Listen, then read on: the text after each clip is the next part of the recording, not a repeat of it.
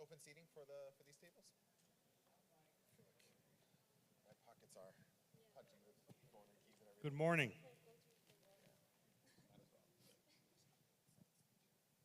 Sorry if I'm squinting. The lights are pretty bright. I can barely see you. But thank you all for joining us for the start of the ADC National Convention. We're glad to be back in person after a couple years off, of course, due to COVID. So it's good to be back. It's good to see your faces and not have to deal with a Zoom link and, you know, going online and so forth. But we really appreciate you all coming out here, and we're going to be kicking it off with a pretty important session and a very timely conversation. Sorry, as I get my book open, and if you have your program book, you can see the bios on this page. A lot's changed over the past couple of years since COVID. A lot has, you know, we've been dealing with a lot. We've been seeing a lot change in the world, a lot in our politics and our national discourse. And one of the issues that's really come to light revolves around content moderation, free speech, electronic surveillance, and so on. And these issues really do build on each other, as we saw with the January 6th riots, the issue of how folks are being radicalized online, what role does social media play in removing some of these individuals, should the government be interfering and doing anything. You know, the Arab and Muslim community, we've been dealing with these issues very often over the past few years, particularly when it comes to Palestinian activists, when it comes to raising the Palestinian issue and how that's moderated. So what we wanted to, you know, have a conversation today in general about these issues, take a look at the nuances of them, the policy items around them, and then have a conversation also about how it does impact our community. You know, what the Palestinian community is going through, what the, you know, peace movement is going through. And if we are to see any measures taking place, how is that going to impact, you know, the communities that are represented up here? If the government is going to implement measures or force social media companies to do something, how does that impact us?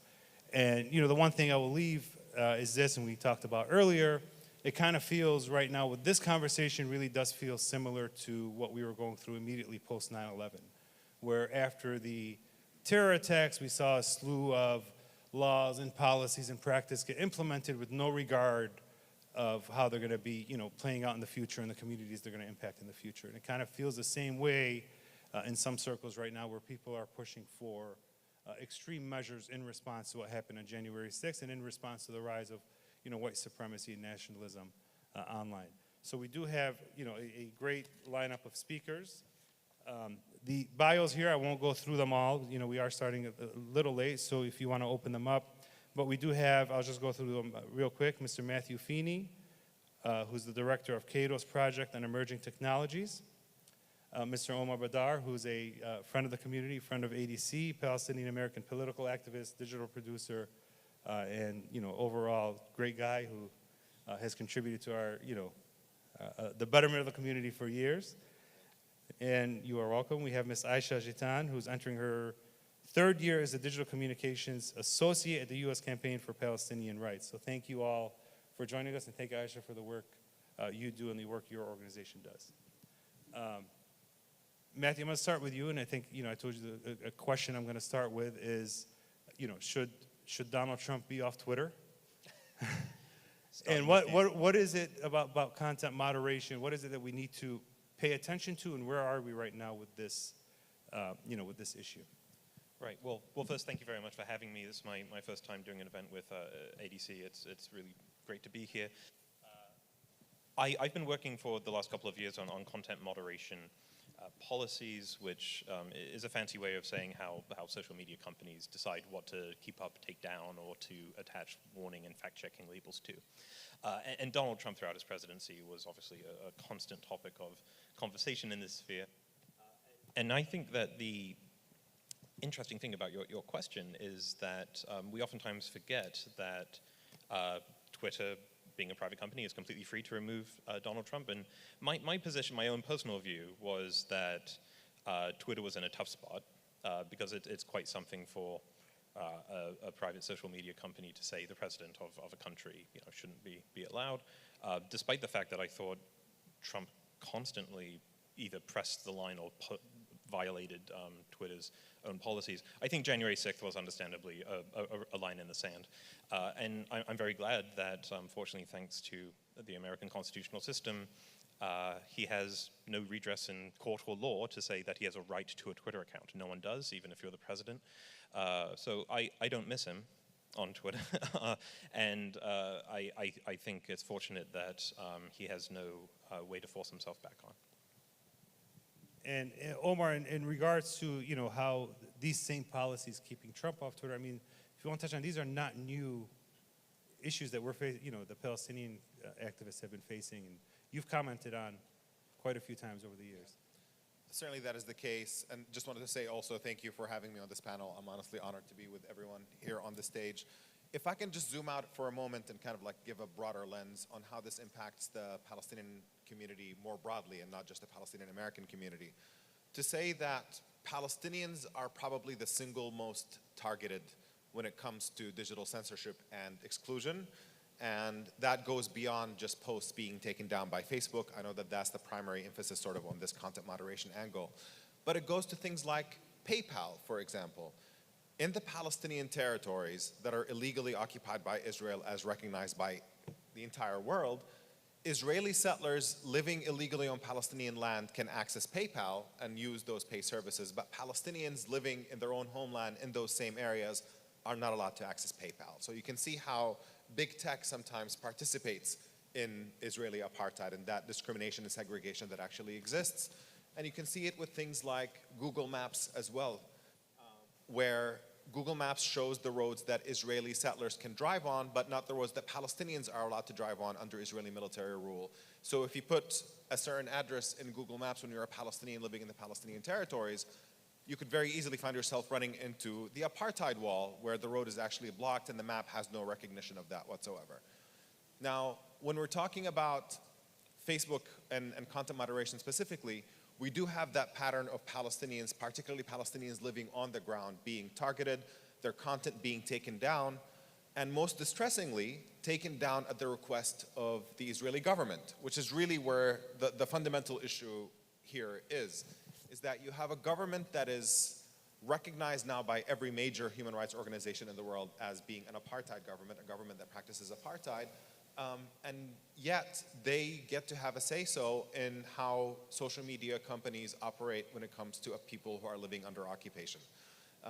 And you see a gross double standard when it comes to that. And now when you move to the United States and you think about Palestinian Americans, and frankly, anybody who advocates for Palestinian rights more broadly, not just Palestinian Americans, you see a climate in which we have this irony where everybody's really heavily concerned about the issue of free speech, and yet Palestinians, most of the emphasis in that discourse is around, students disrupting a lecture on a college campus or somebody being kicked off of Twitter after saying something bigoted.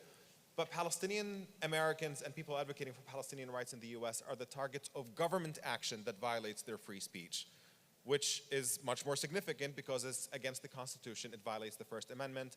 I'm talking about anti-BDS laws, I'm talking about the expansion of the definition of anti-Semitism to include criticism of Israel, things that I hope that we'll have a chance to dig a little bit more into later on in this panel. But on content moderation specifically, we have seen a very standard pattern at this point where there is obviously a systemic problem in anti-Palestinian censorship on platforms like Facebook and Instagram and others. And so my personal take on this is that I have no problem with content moderation in principle. I think it's really, really important. I have no problem with somebody like Donald Trump being kicked off of Twitter after using his position of immense power to lie and incite violence. I think that's a fair standard. For me, there would be 4 criteria that would make content moderation legitimate and important. One would be for the criteria that is set to be completely transparent and upfront and applied consistently to everyone. A second would be that there should be no room for the government to influence those policies. These are private companies at the end of the day, and you should not have the government telling private companies what speech they should or should not allow on their platforms, and particularly with the Israeli government that is obviously using this to political ends. And you need to have mechanisms of redress so that when somebody's content is taken down illegitimately, they can actually come to you and figure out there should be an appeals process. And given the fact that these companies have immense profits, they should be investing a little bit more into that. And when a systemic problem arises, as is the case with anti-Palestinian censorship, then that has to be addressed proactively. There's no excuse for these companies not to address this when it's obviously a well-established pattern, well documented by groups like Hamle and others that show that there is a pattern of taking down Palestinian content simply for being Palestinian content and telling the Palestinian story. Thank you, Warren. Thank you for those 4 points. We'll definitely touch on those. But Aisha, I want to just pivot a little bit because we're hearing about, the policies, we're hearing these practices, but in your, position, as somebody who's involved in communications, digital work, and mobilizing communities, what impact, direct impact does this have? For example, are you guys, are there things you shy away from? Are you double guessing your messaging? And do you have to strategize and organize around the possibility of, hey, my campaign may be taken down. We may be putting all this effort in, and it may be shadow banned or maybe pulled down by Instagram or so forth. If you want to touch on that and give a picture of, your experiences through your work. Thank you. Can you all hear me now? Yeah, okay, great. Yeah, thank you, and really great to be here with you all today. Yeah, I mean, I'd first like to start as viewing this issue of censorship as an issue of knowledge production and knowledge dissemination. So for example, in Palestine, when Israel's deploying its violence ruthlessly, killing Palestinians, maiming Palestinians, debilitating them, and major news outlets are not covering them, social media is the only tool that Palestinians have on the ground to share their realities with the world. So when social media gets censored and there's no news coverage, essentially this gives the green light for Israel to deploy its violence just freely without any accountability or consequences. And additionally, I think this can also be seen if we think back to 1948, when Israel, for example, was deliberately destroying physical records of the violence that they were deploying against Palestinian people, literally physically destroying history. This can be seen as a modern day parallel to that time in 1948, but not only just a parallel, but a continuation of that historical erasure. And this is a deliberate historical erasure. So in this context, social media is just another tool that Israel is targeting to silence Palestinian voices and to make sure that this news does not get out to the world. In terms of specifics, I'll talk about my work at the U.S. Campaign for Palestinian Rights. Our personal social media accounts, like our organizational accounts, have certainly experienced instances of shadow banning. And the thing with shadow banning is you often won't know that it's happening until someone tells you, like, hey, I can't see your post. It's happened to me with my personal accounts. And the issue with this is that it reinforces a culture of fear. It reinforces a culture of fear around people not wanting to talk about Palestine or being de-incentivized to talk about Palestine. And this paired with doxing people, on sites like Canary Mission, for example, which I'm listed on, which a lot of people that I work with are listed on, it really just reinforces this culture of telling people, you cannot talk about Palestine, and if you do, we're gonna make sure that it gets erased. And the bigger issue too is that it makes allies who have power to actually speak about Palestine and make a difference afraid to speak about it.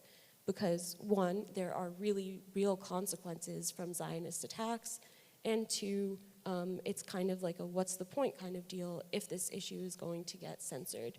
So that's a little bit about the context. And the last thing I want to add is recently the Global Palestine Mental Health Network put on an event with Ahmed Manasra's parents. Ahmed Manasra is in prison and has been for 7 years. And his parents were sharing some information about what happened to him, what's been happening to him in prison. And a lot of this information we literally would not know if it were not for media.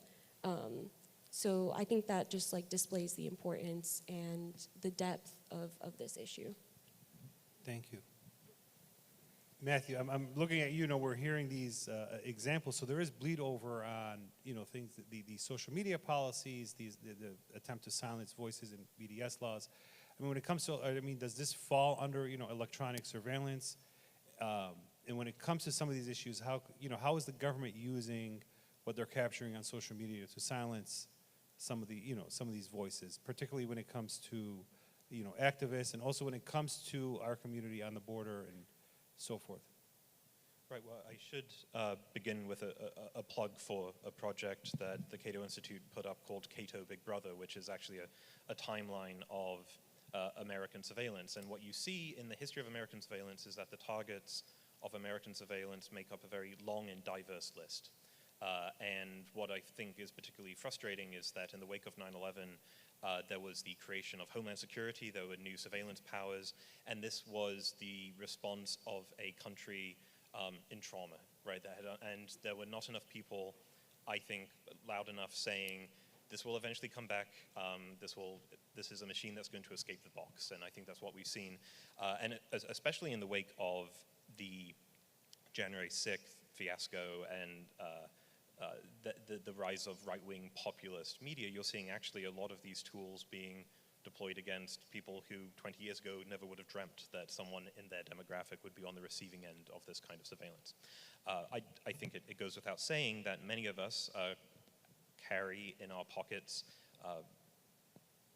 intimate details of our lives on smartphones. They are our calendars, they are our shopping, they are our social networks, emailing, all of this. And unfortunately, it's been a long-standing principle in Fourth Amendment law that there is a exception to the Fourth Amendment at the border, and that includes international ports of entry such as airports. And this is not something I think the Supreme Court is going to address anytime soon, but we've seen, because so much of our lives are online, that you see the State Department and Homeland Security saying, well, now we're going to ask for social media handles and visa applications. We're going to deploy what's called extreme vetting on online behavior. And I would just mention here that when it comes to electronic surveillance, I think there is a lot that can actually happen. Fortunately, the Supreme Court sets the floor, not the ceiling, and there are bipartisan groups of members of Congress who would like to impose a warrant requirement on phones, laptops, cameras, those sorts of things at the border. I'm not optimistic on those passing, and I think there is more that can be done to keep an eye on CBP and other agencies in DHS to ensure that their surveillance powers are limited in some way. But when it comes to private companies and content moderation, I think the First Amendment is a significant barrier, in the United States at least. We forget that most Twitter, Facebook, YouTube users are not American. They're American companies, but most people who use them are outside. And because of that, Facebook has to follow the law in each of the countries in which they operate, which makes it rather complicated for them. But at least in the US, I think there's anger at these companies across the political spectrum, but I don't think there will be any kind of reform, because inevitably the First Amendment prevents the government from mandating that a private company keep up or take down content, and I don't see that changing anytime soon. And either, Omar or Aisha, for either one of you, with what was just said about the content moderation, how social media companies kind of could do what they want at this moment. What's the strategy within the Arab community, within the Palestinian community, on addressing this issue? How do we work around it? How do we make sure you're in compliance? And are there other ways to organize? And specifically when it comes to taking the fight offline, like when it comes to the anti-BDS laws that we're seeing passed in state legislatures across the country. Yeah, totally. I think the first thing I would name as an important organizing tactic is to document every single instance of this happening. So Omar mentioned Hamle, a nonprofit organization who does this work of documenting these instances of censorship, of shadow banning, of account suspensions. And since 2021, they actually recorded 1,292 instances of censorship.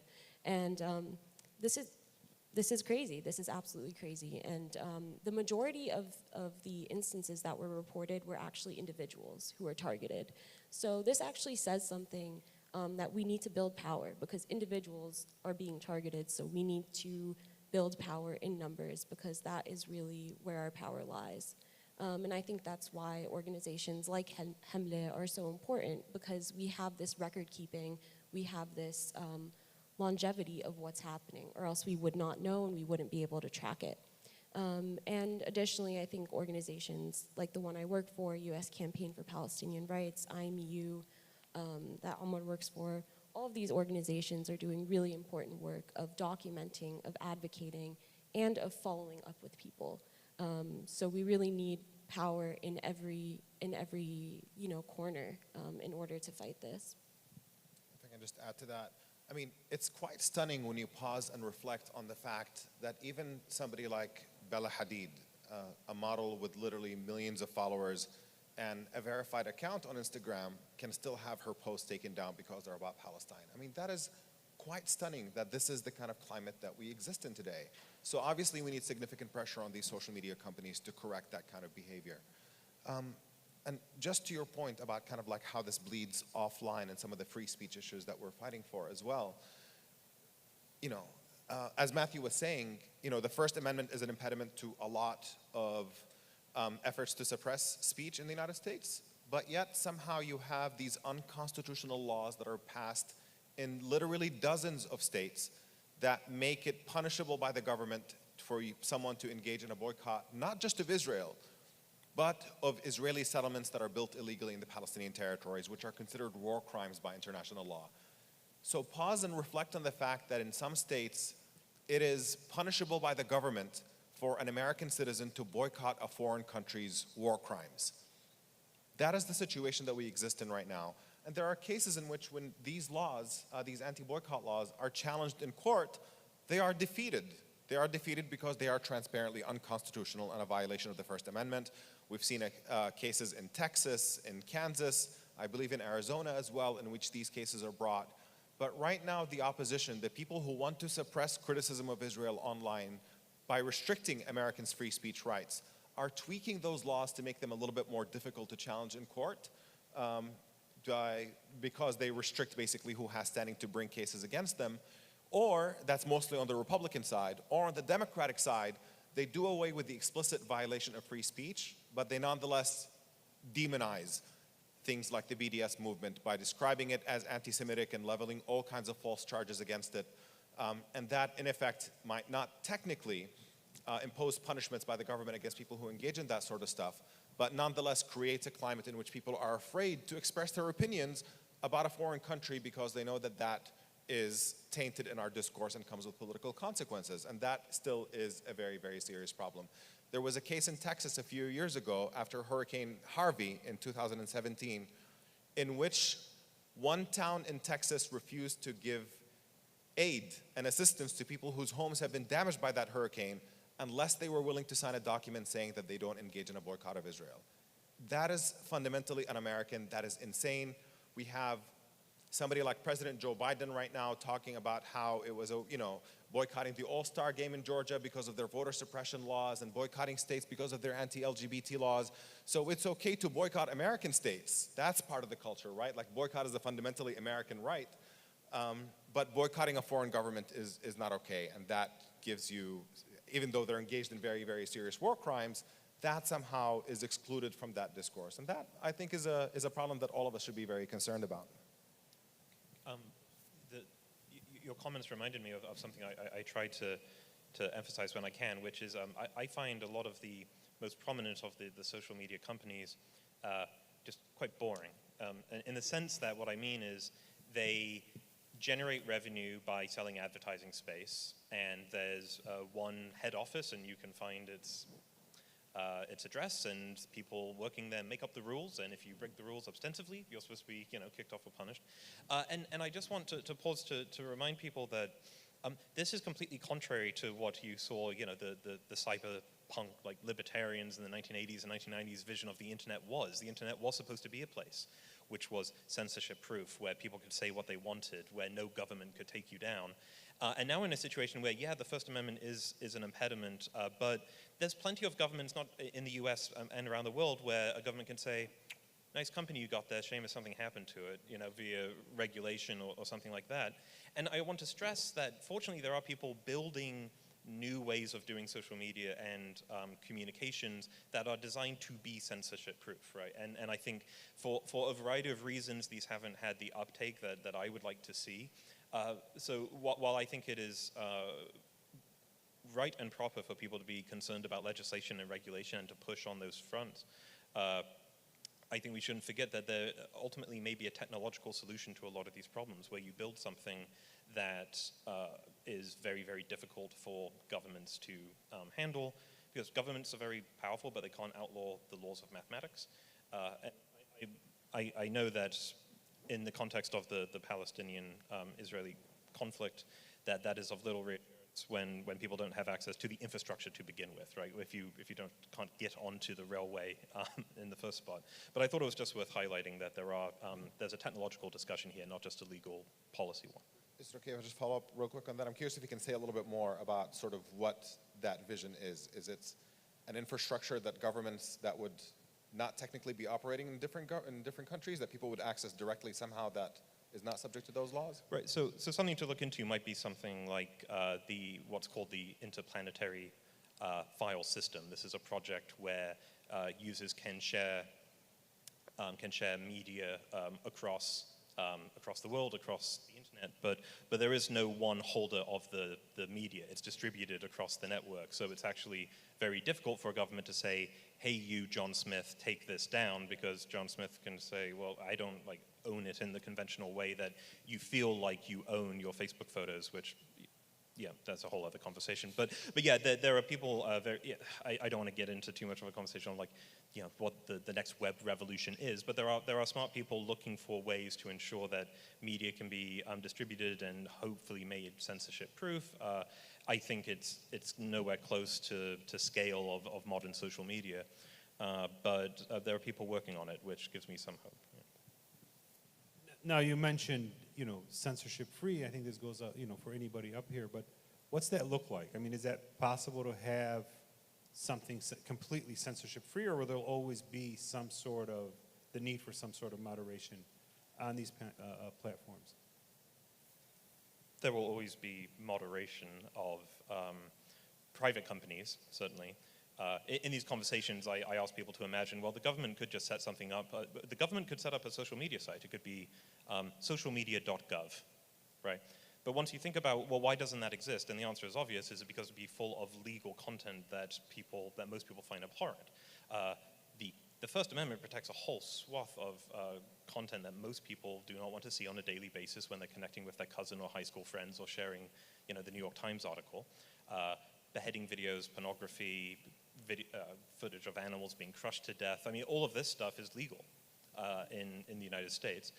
And so there'll always be moderation. So the question is, for these companies, because they're profit-seeking, is, well, what's the maximum amount of speech we can allow without scaring away advertisers? And that's why prominent social media companies do restrict mostly, I mean, there are exceptions on the side, and this is why it's difficult, footage of violence, nudity, these sorts of things. But I think even in those categories, there are nuanced edge cases that are difficult. One quick example is the famous photo from the Vietnam War of the napalm bombing with a naked 8-year-old girl running away from the bombing. And Facebook took it down because Facebook understandably had a policy that said, we don't allow images of nude children on our platform. And then people said, well, this is one of the most famous images of the 20th century. Are you seriously saying it's not allowed on Facebook? And then, Facebook's in a tough position saying, well, do we have a historical significance exception? Who decides that? Does it matter if the child is no longer a child? What if the adult now says it's okay? So even with rules that sound at first glance very sensible, there are still going to be difficult, nuanced edge cases. Yeah, and I would also just like to add, building off of this, I'd like us to zoom out a little bit. And I think that is that whatever the medium, right, whether that is publishing, whether that is online, whether that is social media, the fundamental issue remains the same. And that is that certain voices matter more than others. So I think this is a really fundamental issue to acknowledge that we are going to have to reckon with unless we and we're going to have to continue to reckon with unless we deal with it. And I think the answer to that really lies in challenging power at every entry point and building power, across borders. And I think that the reason why I want to point that out is because no matter what new technology we develop, that issue is going to remain, that there are subaltern voices, that there are stories that will just never be heard. And we know this, we know this from studying history. We know that we don't hear all of the stories from people, that only certain narratives actually stick. And we really need to keep this in mind, that we live in an age where social media is just the topic of discussion now, but this is going to continue to evolve, and the fundamental issue remains the same. If I can just add to that, I think what Aisha just said at the beginning of her remarks is extremely important.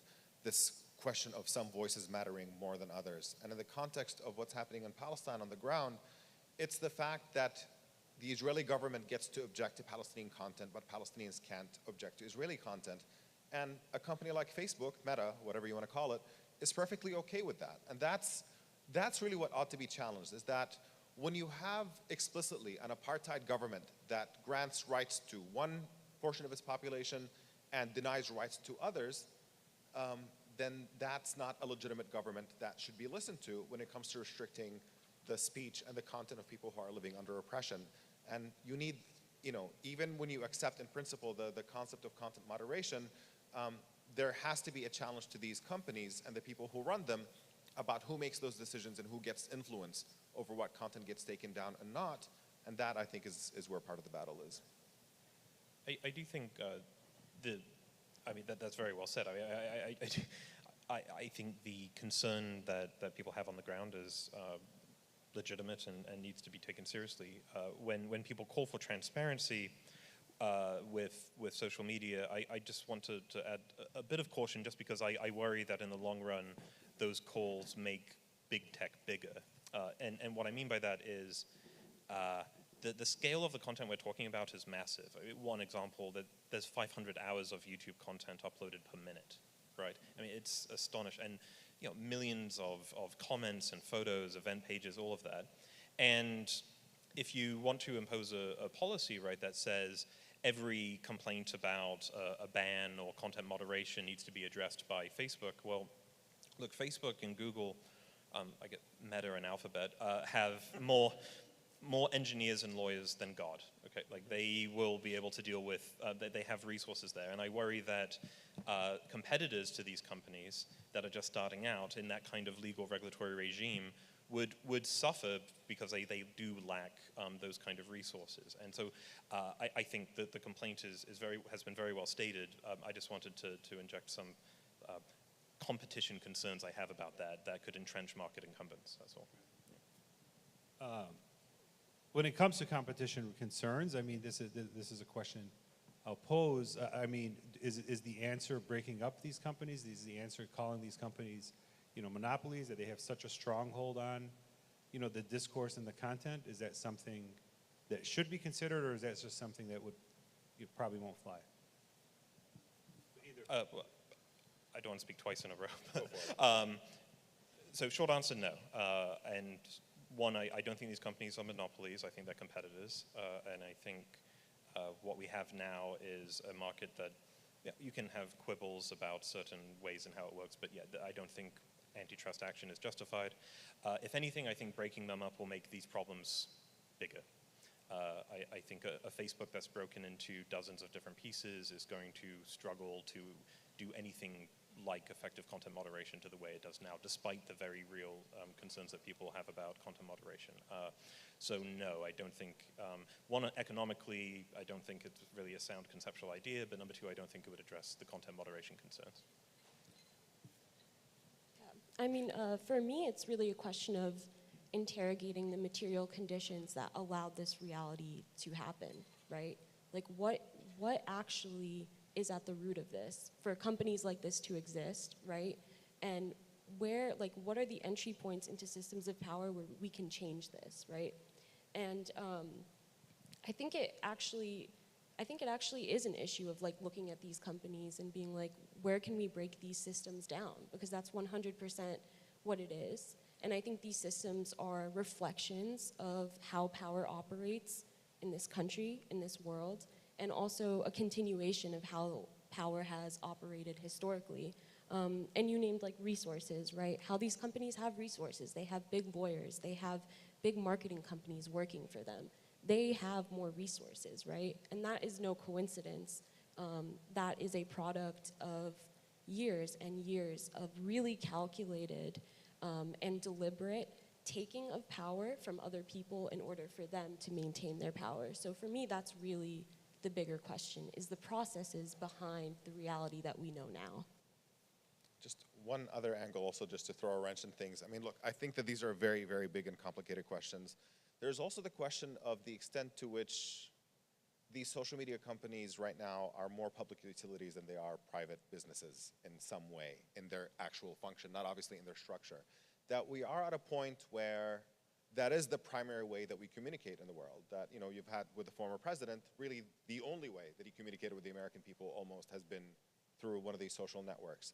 And given the fact that exclusion from all of these networks effectively limits your access and participation in the democratic process, there's a question here that I don't have the solution for, but nonetheless is one that is raised about, you know, if you think of your phone company, for example, it may be a private company, you have a phone call, you know, you have a Verizon network or whatever. If you lie during the course of a phone call, Verizon doesn't get to kick you off, you know, your plan, because that's a public utility that, you know, everybody's entitled to regardless of how you use it. And there is an interesting question about whether we would be moving in a direction where access to social media ends up being seen in the same light, and therefore you end up getting coverage of the same protections that Americans get in their public engagements in general, political engagements, transferred over to these companies. How that plays out in practice, I have no idea what that process would look like, but certainly there have been people who have raised that even though on the technicality that these are private companies, you shouldn't have First Amendment concerns about what content they take down or not, but that as a society we should be moving towards democratizing access to these companies in some way and having those rules apply as well. No, I wasn't expecting Omar to sound like Clarence Thomas and Josh Hawley, but this is I think is a good example of where the left and the right sometimes find agreement, because you find American conservatives who are very concerned about what they believe to be anti-conservative bias, and they do say, well, these are just like, this is like your water company, this is like your phone company, they should just take all, you know, your phone company cannot cut off your bill if you're a Buddhist or a Nazi or a Christian or whatever, they're not allowed to do that. I think it'd be a whole different panel, and please have me back. I'm happy to discuss. But I just want to stress, I think the analogy is better that I think people confuse railroad stations with the railway, right? That the internet as an infrastructure is one thing. So you can make an argument that I think is stronger to say access to the internet might be something like a necessary condition, but to say that you have an entitlement to a particular private stop on the infrastructure is very different. I think, you know, Twitter and Facebook and Google are not the internet. They're very popular stops on the internet highway, say, but they're not the same thing as the infrastructure. Just on a clarification point, it wasn't a position that I'm advocating for, but nonetheless, just sorry, I couldn't resist. I had to. Sorry, it's all right. No, that Clarence Thomas kind of comparison was a first. Hopefully last. Too. Hopefully last, right? But you know, that's a conversation. You know, we can keep going on that. But some of the issues that do come up with this include, you know, like Section 230, whether or not this is a public square. I mean, are any of these options, you know, viable? I mean, we saw the prior administration really hit back on Section 230 and removing some of these, you know, limits on going after these social media companies. Are any of these viable, or what impact would it have if you do remove something like Section 230? It was one of the few things Joe Biden and Donald Trump agreed on, was tackling Section 230, which is a law that basically says you can sue someone for what they tweet, but you can't sue Twitter, which is very different to how we work in the written word. So if I write an op-ed that defames you, right, you could sue not just me, but the op-ed. If I wrote something like this in the New York Times, you could sue the New York Times and me. But the internet came along, and Congress decided in 1996, no, you know what? The internet's kind of different, and you can't sue the company for what's said on their platform. I think that was a worthwhile innovation, and I think it's held up well, but it's made people on both sides of the aisle very angry. The right has a narrative that this is what allows what they call censorship, despite it's actually the First Amendment. But the left has their own concerns, obviously, about online harassment being a big one, the spread of misinformation and disinformation. But I think tweaking Section 230 is not the right way to go about addressing those issues. Yeah. Do you see a contradiction between saying that it's important, people who argue that it's important for these companies to regulate content, and saying they're not responsible for what's on there? Doesn't it feel like either you regulate it and therefore you're responsible for what you're allowing on there, or you just don't regulate it and then nobody can sue you for anything? Yeah, good question. I do think that they're responsible for their own content, right? So a Twitter fact check label or a YouTube label, they can certainly be sued for that. But it's all about trade-offs, right? You could say to these companies, look, you are liable for your user's speech in the same way a newspaper is. The problem is then you don't have social media anymore because of what I discussed earlier, which is, 500 hours of YouTube content uploaded a minute. And if you could potentially be held civilly liable for any of the content in a YouTube video, YouTube's going to say, okay, we're going to hire a lot of lawyers and we're going to screen every video and before it goes live. And look, maybe the death of modern social media is a price worth paying for that, but I think you can't do that without significant changes to the internet. Thank you. And I think we're gonna, if any of the audience members have questions, sorry. Yeah, he's gonna use my mic, or we'll have them, raise your hand if you have a question and then we'll figure it out. So if you want to start with Anton. And if we have an extra mic in the back, we can bring up. I feel like Abed has been censored. Do we have a... Yeah, most of these platforms have terms of service. I actually sometimes read them. Most people don't read them. And I'm wondering what your thoughts are in terms of service as a contract, and using that to force these platforms to comply with their own terms of service in terms of either taking you down or refusing to allow you access to their platforms. At least with the most popular social media sites, from what I understand, the terms of service are deliberately written in a way that they can do what they want, in the sense that I believe, and please don't quote me on this, you go to Twitter or YouTube or Facebook and the terms of service say, you agree to follow the rules. And then you can go to the website and look at the rules, but the rules change all the time, dependent on the rise of new controversies. COVID is a good recent example of this, that suddenly all these sites had to come up with COVID rules and misinformation rules. So I'm not a lawyer, but so even if you understand terms of service as a contract, I don't think it saves you, just because the terms of service as I understand them just bind you to rules that change very, very frequently. So I don't think it would help. To me, it's partly, at the end of the day, about placing that social pressure on these companies if those terms are either not the correct ones or unequally applied.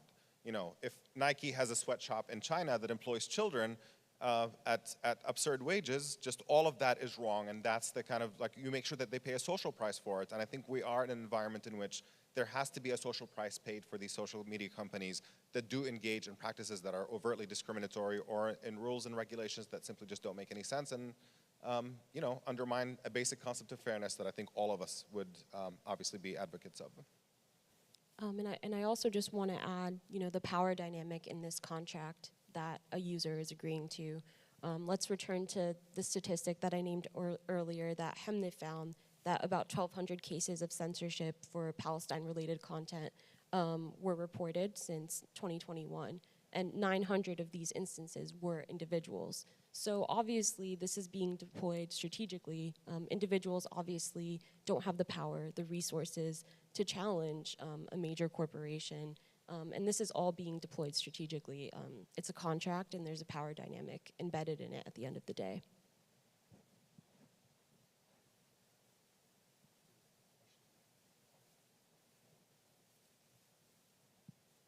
Hey, yeah, so I've really enjoyed this panel, and I think we're all here listening to a lot of great points.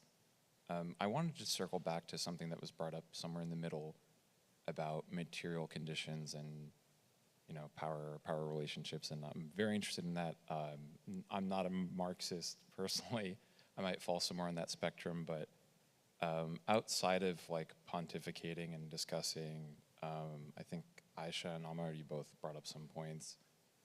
I'd like to know from each of the panelists maybe an example, whether you consider yourself an activist or not, of a way that you've been able to out-organize in your work these kinds of instances of, and I agree with what Amar was saying at the very beginning, that, you know, we have to recognize that Palestinian speech is almost 99% of the time there in terms of, you know, we see these challenges in different spaces, but if you're a Palestinian or if you're talking about Palestine, you're almost always up against the wall. So maybe to leave on a positive note, is there a time or a place or a moment where you yourself have out-organized the kind of, wherever we see the bias, whether it's on the social media platform or whether it's, you know, the government itself, if it's a law, if it's an anti-BDS law or something like that. I'd love to hear that if it's in your experience. I was just, so this would be the most disappointing answer. I don't consider myself an activist, and I haven't succeeded in getting around any social media content moderation because I'm just not the sort of person. I'm very boring. I'm not the sort of person that these companies have in mind. I'm a policy analyst in DC who tweets a lot about tech policy and chess and rugby. I don't, you know, but and you know, but one day, look, you know, I'm also, you know, I'm a free market libertarian and have certainly views on power dynamics that I'm happy to get into if we want to follow up. But to answer that question, no, I don't consider myself an activist. On this narrow topic, I can think of small individual victories, things honestly as simple as the Bella Hadid post I mentioned a little bit earlier, being taken down because she's sharing a photo of her father with an ID, her father's ID saying born in Jerusalem, Palestine. That piece of content being taken down, everybody who supports Palestinian rights and everybody who supports free expression rising up and demanding a correction for that, and then Instagram reinstituting a post like that and apologizing for having taken it down. There is numerous examples of these kinds of small victories, and I think more broadly on the question of Palestine specifically, there is this interesting intertwined hope and despair situation that is unfolding where what's happening on the ground is becoming more and more intolerable by the day. It seems like apartheid is entrenching, occupation is entrenching, the explicit nature of that system is becoming more and more brazen every single day. The violence is more present.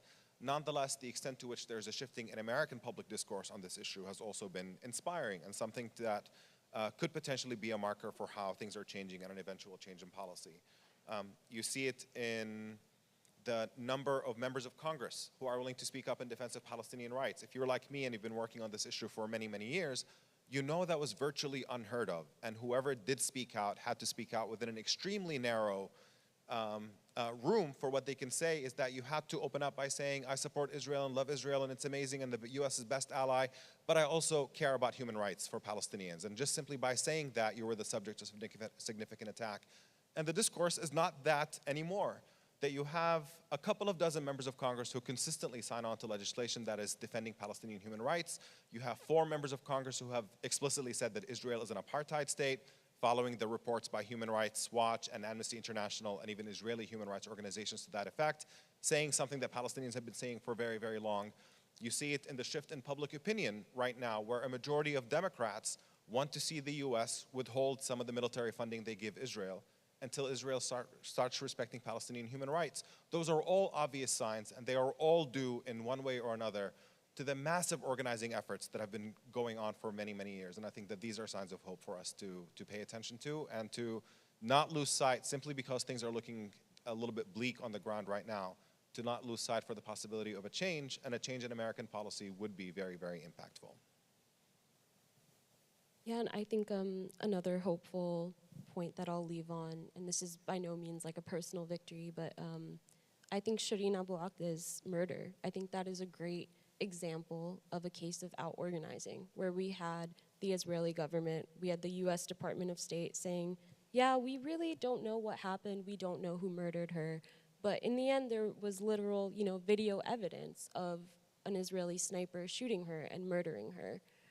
So this is a case, I think, where we really did out-organize. We said, like, no, we actually saw the truth. We bear witness to Israeli violence. And in the end, that pushes and it pressures governments and people in power to take action because we're bearing witness to things that don't lie, like video evidence.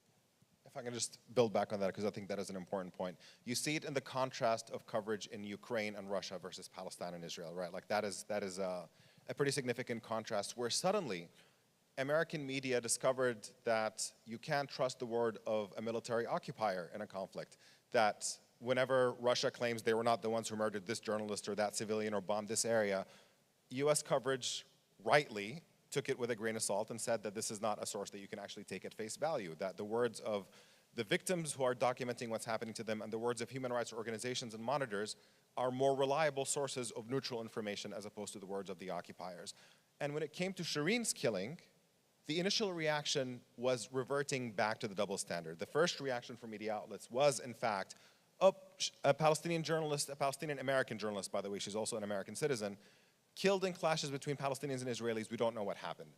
Now, the evidence was overwhelming, and the only point of dispute was the Israeli government saying, we think it may have been Palestinian militants. That's literally the only counter evidence to extremely detailed physical evidence on the other side. And it was precisely the kind of organizing that Aisha had described that led to that double standard being called out, to these companies coming under pressure. Social media was used to put pressure on these media companies to report things more accurately. And that's when you saw the CNN investigation and the Washington Post investigations coming out saying the evidence is overwhelming. Israel is the party that killed this Palestinian American journalist. But obviously the pressure needs to continue so that the Biden administration takes meaningful action in the defense of an American citizen who was murdered by a government that we give nearly $4 billion in military funding to. That's where the next fight ought to be.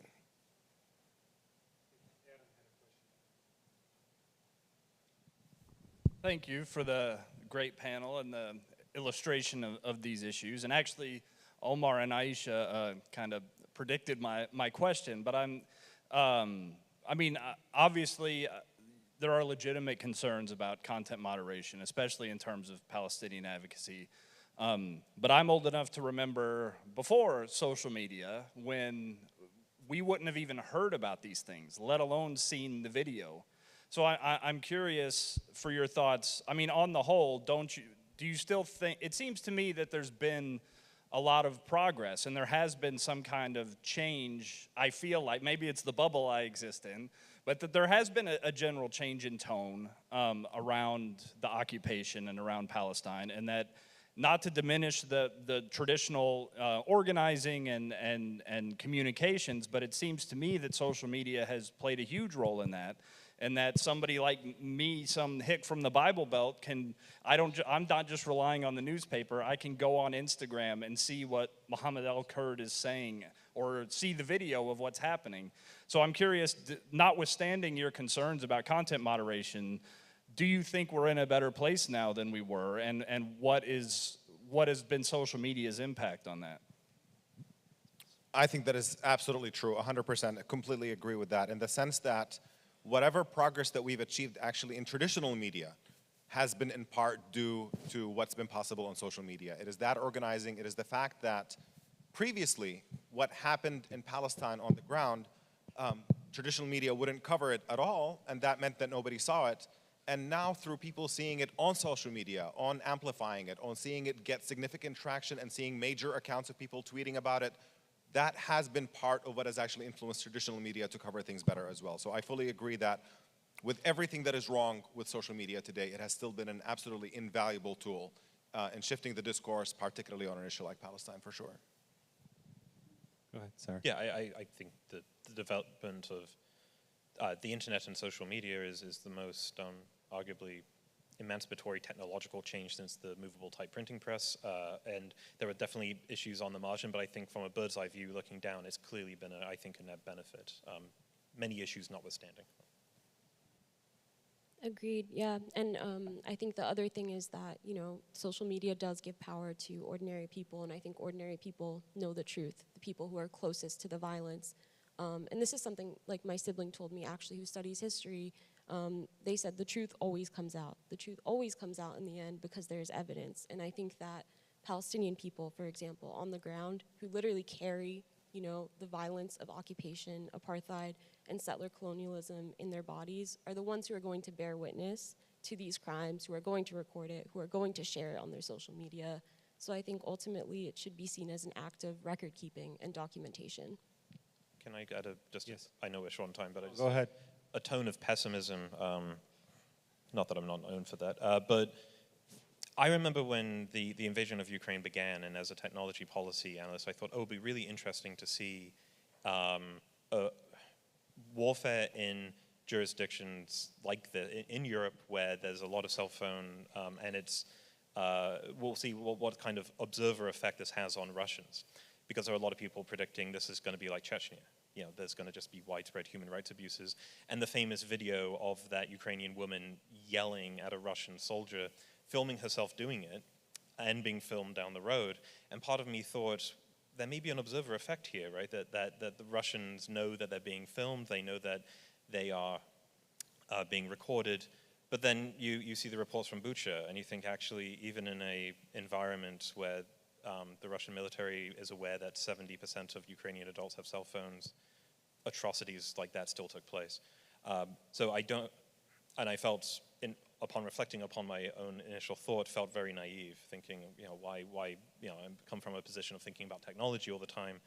So I mention that only because I think we shouldn't view social media or technological innovations as a panacea to these sort of things. It turns out governments will do atrocious things even when they're well aware that they are being filmed, when they're aware that anyone on the ground could be filming them, which is quite depressing, but still a net improvement. Yeah. Thank you. We are running up against time, and I know it's been a great conversation, and there's a lot more we could definitely talk about and maybe organize something in the future. But if any of you want to, short closing remarks on, on this issue, where it's going, or what you foresee in the next year or two. And I say next year or two because of the upcoming elections and what could happen. I suppose I'll just close by noting, because I do policy, to take a look at history, which is after 9/11, what we saw with surveillance authorities being passed through, and the history of that surveillance and what we've seen more recently.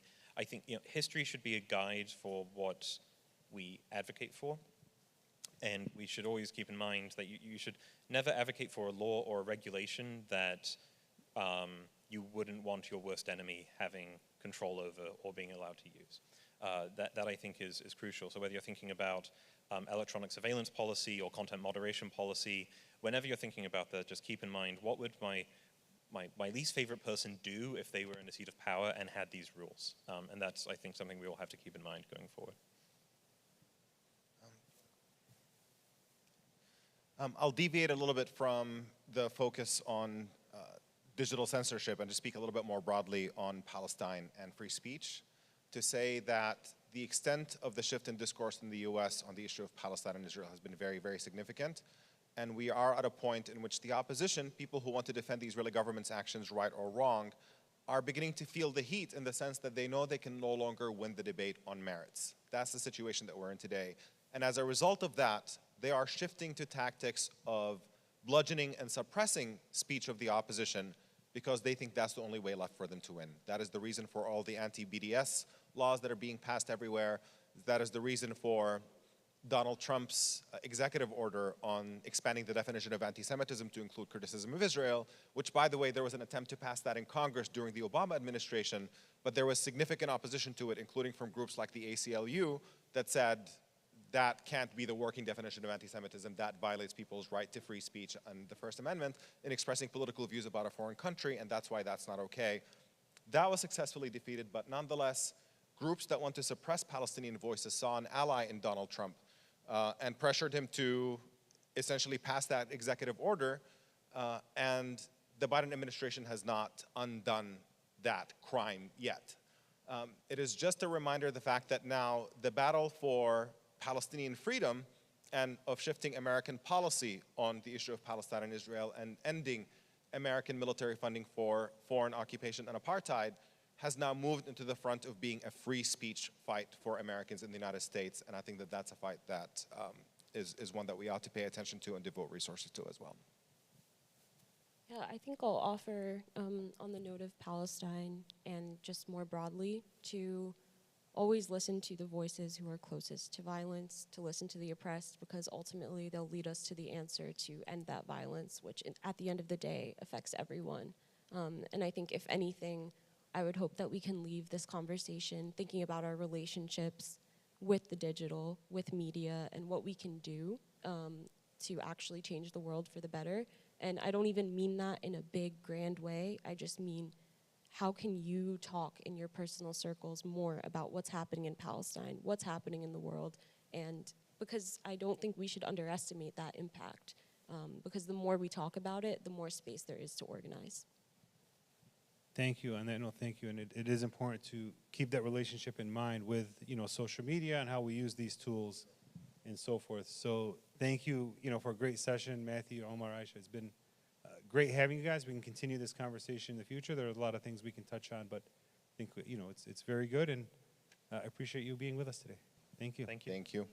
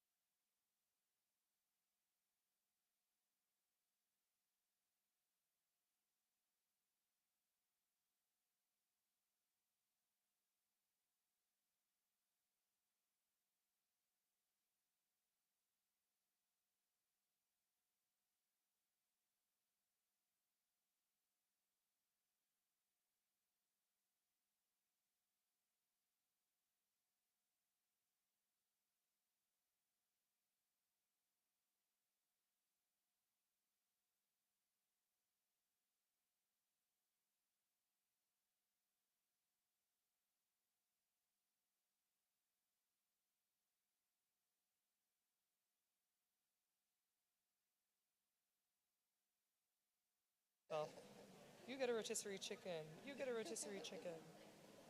Okay, let me find the questions. Chicken is very expensive right now. We talked about that. Yeah.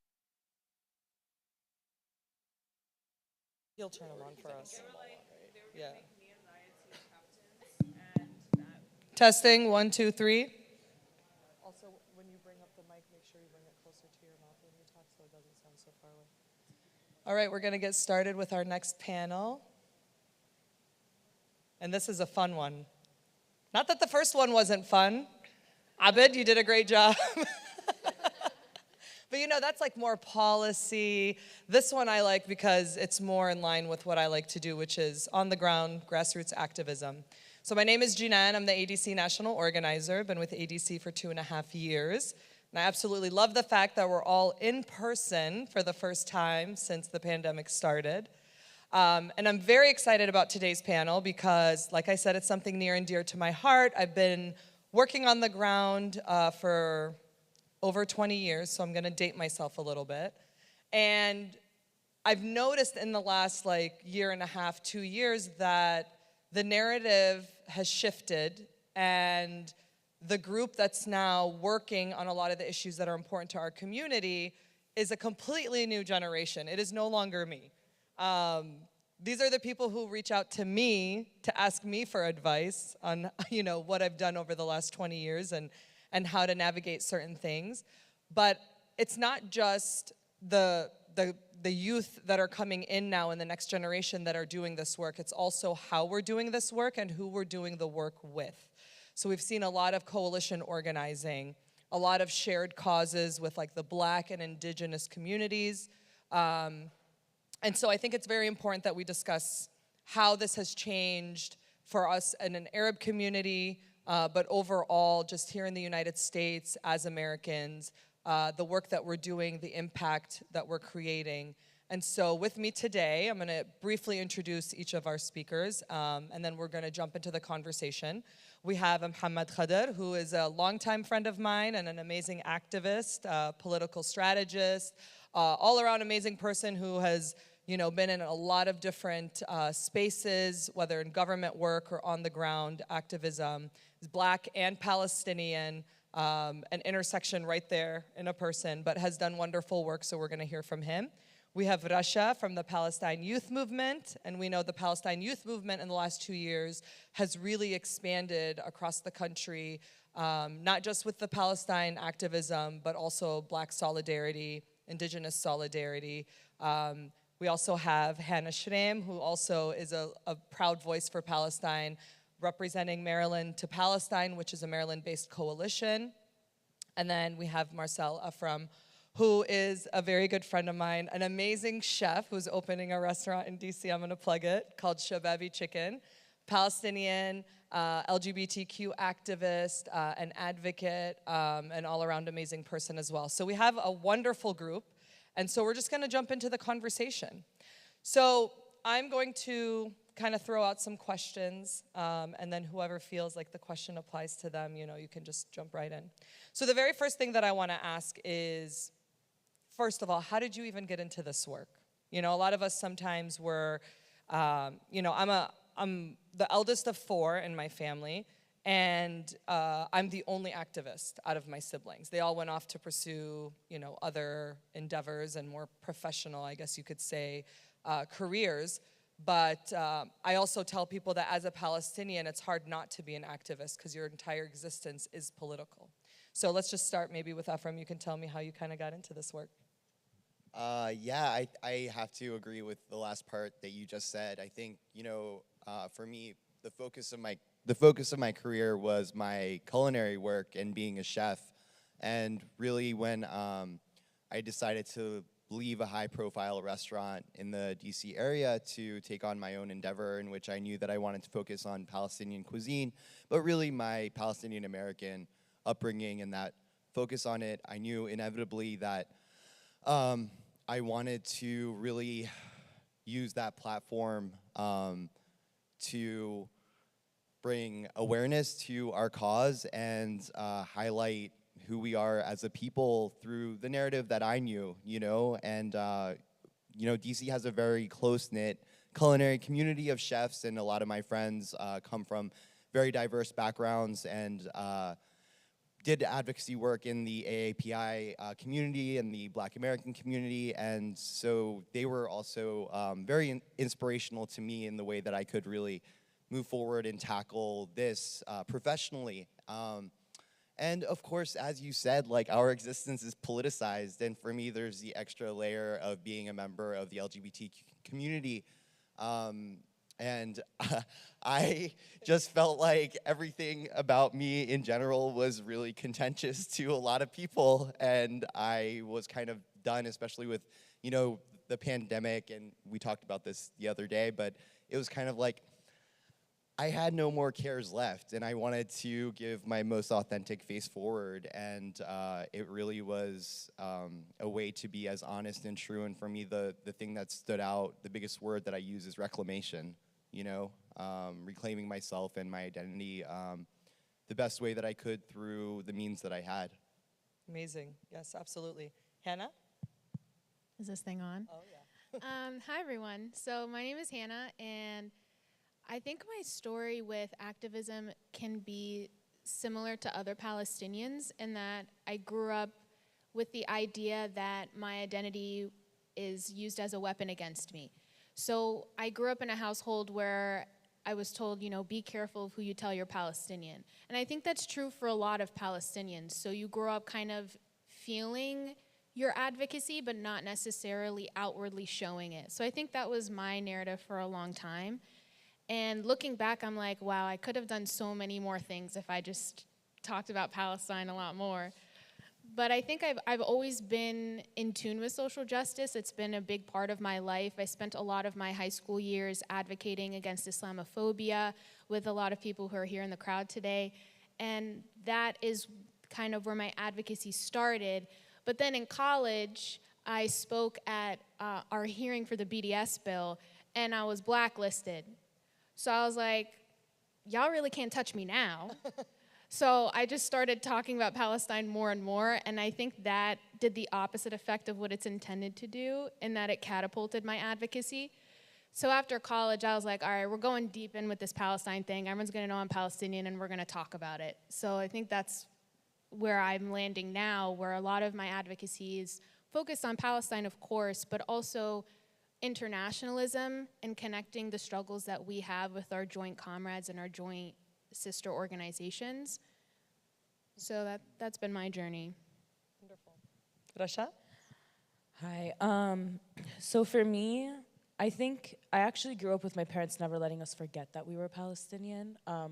We grew up for a time in the South in Tennessee, and I remember we still have this trifold poster board, and my parents would go into school every September, right when school started, and they would give a presentation on what is an Arab and what is a Muslim, because back then, we're talking pre-9/11, nobody knew what we were, or who we were in the South especially. So it was something they never let us forget. And it's also something that I never realized why, that it was so important that they reminded us every day, you guys are Palestinian, you're Muslim. Until I think I was in late high school or early college, I was oh, this is what it means to be Palestinian. But for me, I was always socialized into it. My grandmother, I didn't even know the word for Nakba or Neksa until I was maybe 20.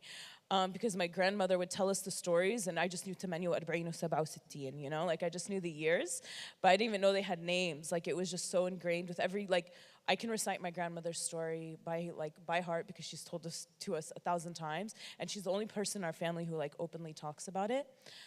Because she also never wanted us to forget.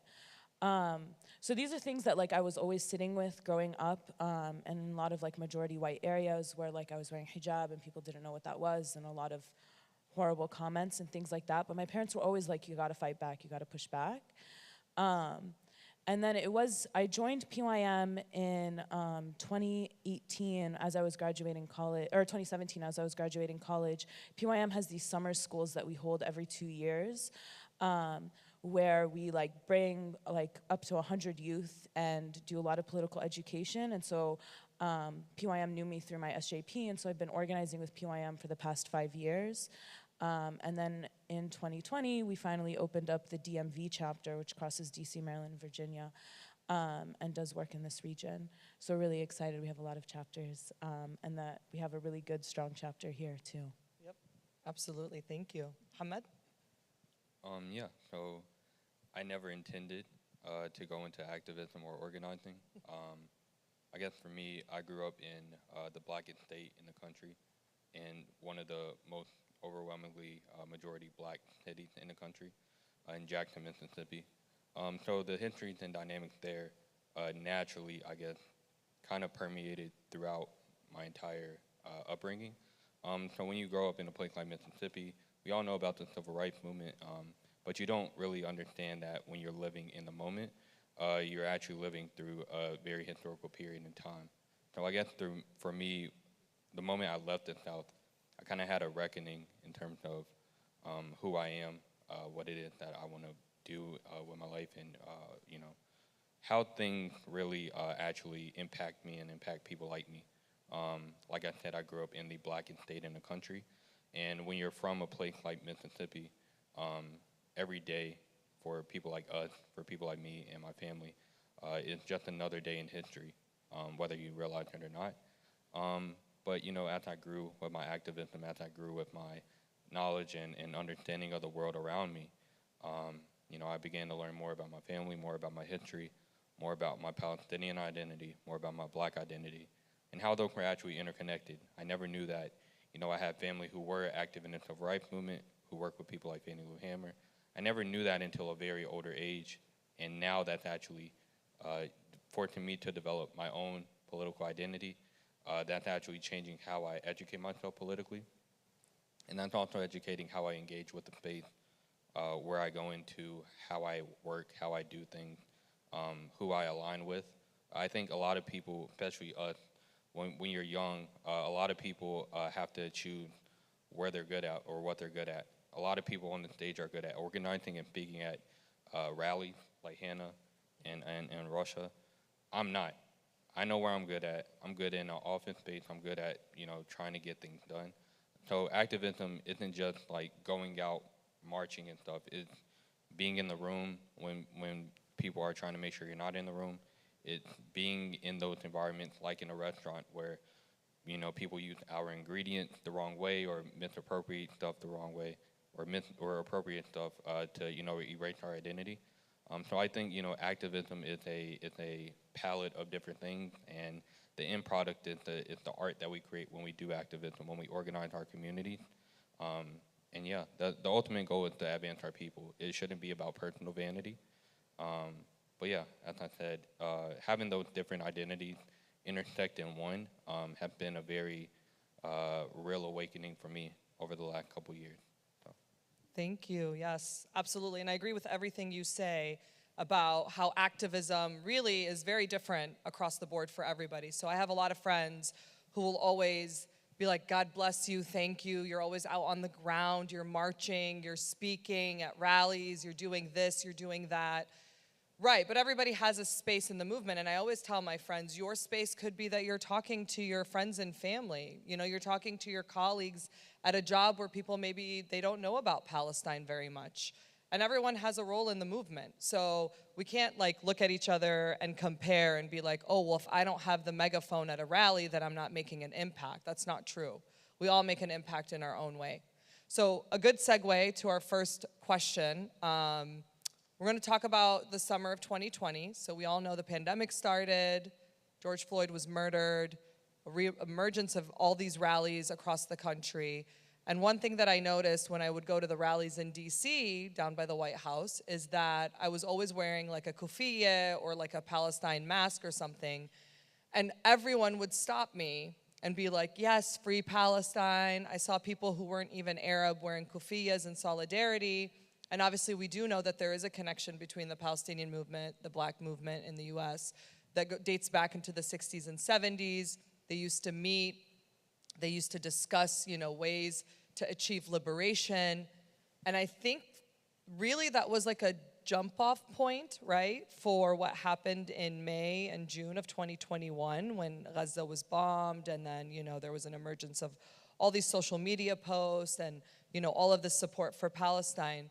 But in your roles, in your activism, the summer of 2020, what did you see specifically that kind of showed you that there was like a deeper connection now between our movements and like the Black solidarity movement? Any of you can take this one first. I can go. I think for me, the significance of 2020 wasn't actually like this discovery of like these connections. These connections have, I mean, you mentioned they've been going since the 60s and the 70s in really tangible ways. The Black Panther Party used to send their freedom fighters to Palestine. Like Kwame Ture's, one of his death wishes was to have like mint tea in Palestine. Like these things go really far back. I think what it did was it represented a point of more people coming into the movement, but not that the movement necessarily was more or less connected. I think the movements have been very connected for a very long time, and it's a product of like our shared oppressor. And I just think in that moment, right, what it signified for a lot of people was, one, like, these streets are our streets, like we're not gonna like give up on like what's going on here, but also that like it taught, I think, a lot of people that like we should still be, we are pushing back and we're gonna push back publicly, right? Like we're not gonna hold back. I think like when we're talking about moving into 2021 was sparked by what was going on back home, and we responded to it here in the diaspora, right? So there's like, I think a bit different threads to pull out. But I think what 2020 taught us and what our Black siblings taught us in that moment is like what it means to like, not like to stand our ground in America, what that looks like, to reclaim the narrative in the media especially, and I'm not just talking social media, but I'm talking the actual mainstream media, because social media, we all know, sits in its bubbles. But mainstream media is really a place where we can really shift narratives in tangible ways, and 2020 was a shifting of a narrative, and then 2021 was another shift in the narrative that we like learned from tactics of the previous year. But I think like those lines have been there for a very, very long time, and it's just about people relearning them and being re-exposed to them and being whatever.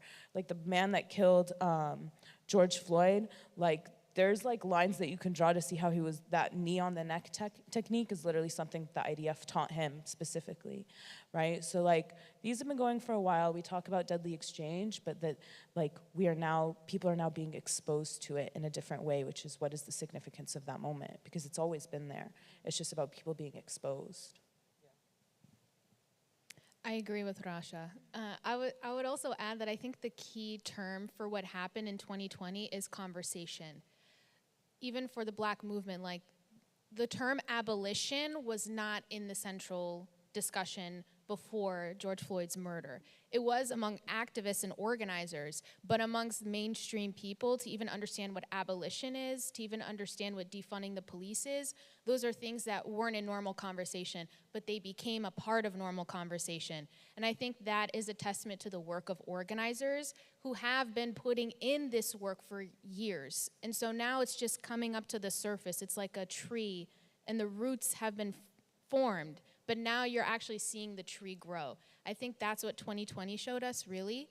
And I would also say that I remember when the protests were happening around the country for George Floyd, and I heard the same thing. People were talking about Palestine at the protests. Our Black comrades were talking about Palestine. And I think the central point here is not that we share a similar struggle, because that's a part of it. But I think fundamentally, if we are concerned with liberation, with principled liberation politics, then we need to care about this because we're human beings, as part of our humanity. And it's not a tit for tat thing. Like, I'm not gonna show up to a Black Lives Matter protest because they showed up to mine. I'm showing up because I care about my fellow human beings, and I care that people are oppressed. And we've seen these connections also in Ferguson, when the protests were popping off in Ferguson, when Palestinians were tweeting at Black organizers and protesters on how to deal with the police and tear gas. So these connections exist for us. But I think 2020 made it a palatable conversation for a lot of people who might not have fully understood these connections, or might not even really cared about anti-racism or showing up for the Black community more generally. So it set a very important framework that I think we built off of in 2021 during the Unity Intifada. So when people were out protesting for George Floyd, when they saw things popping off for Palestine, they were like, oh yeah, I'm gonna show up then too. I saw conversations happening about Palestine that I never thought I would see happening.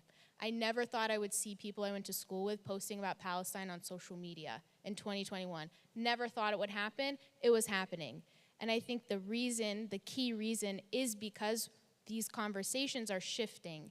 And the one-on-ones that you were talking about, because everybody does have a different role in our organizing movement. Those one-on-ones that you have with your friend who doesn't know about Palestine, that makes such a ripple effect into who knows about what's going on and how they show up in our movement.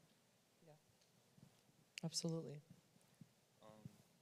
Yeah, I mean, the summer 2020 was very impactful for a lot of reasons. But just to preface the summer 2020, in 2020 alone, 4,600 people in the U.S. were killed by police. 25% of that total number were Black Americans.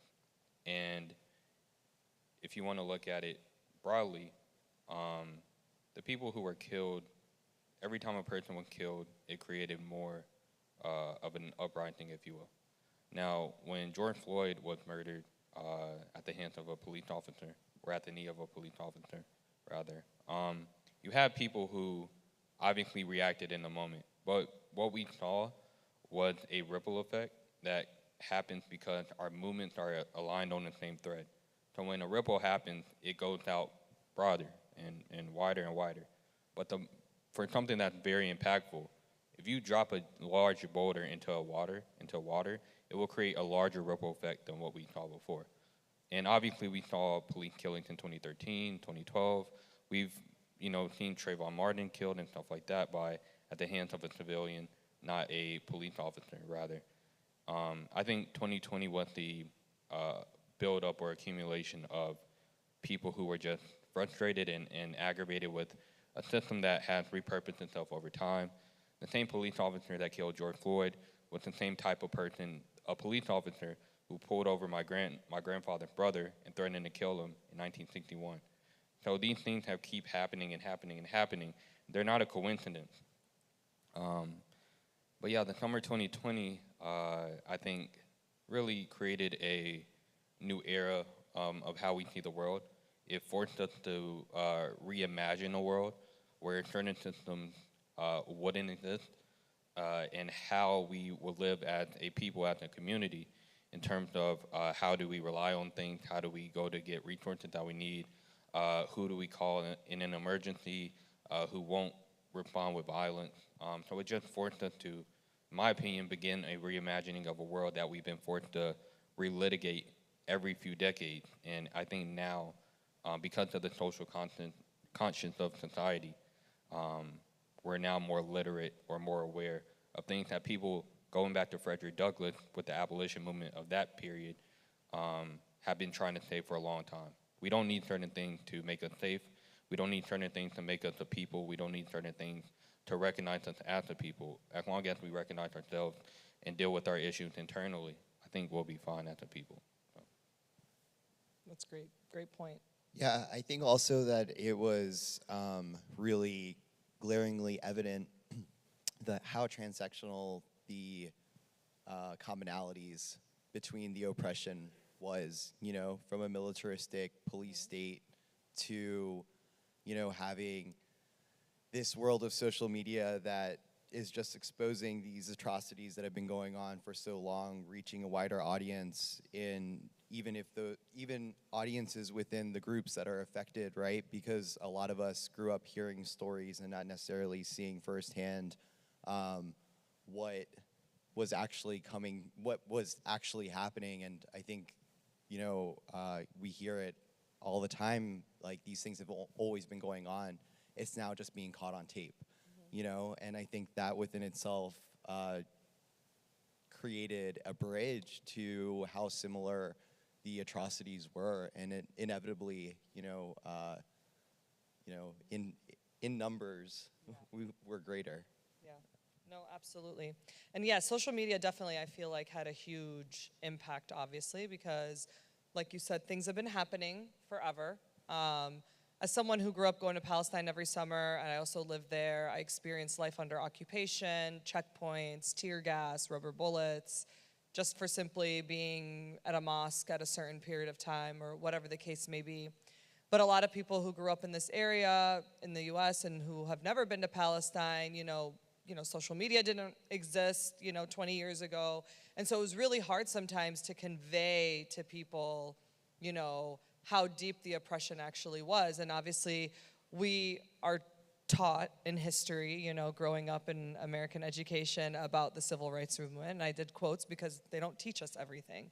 But I think because of social media and because I think it was like a cumulative effect, right? Like you're saying, like there was like obviously a trend of police killings of black, community members.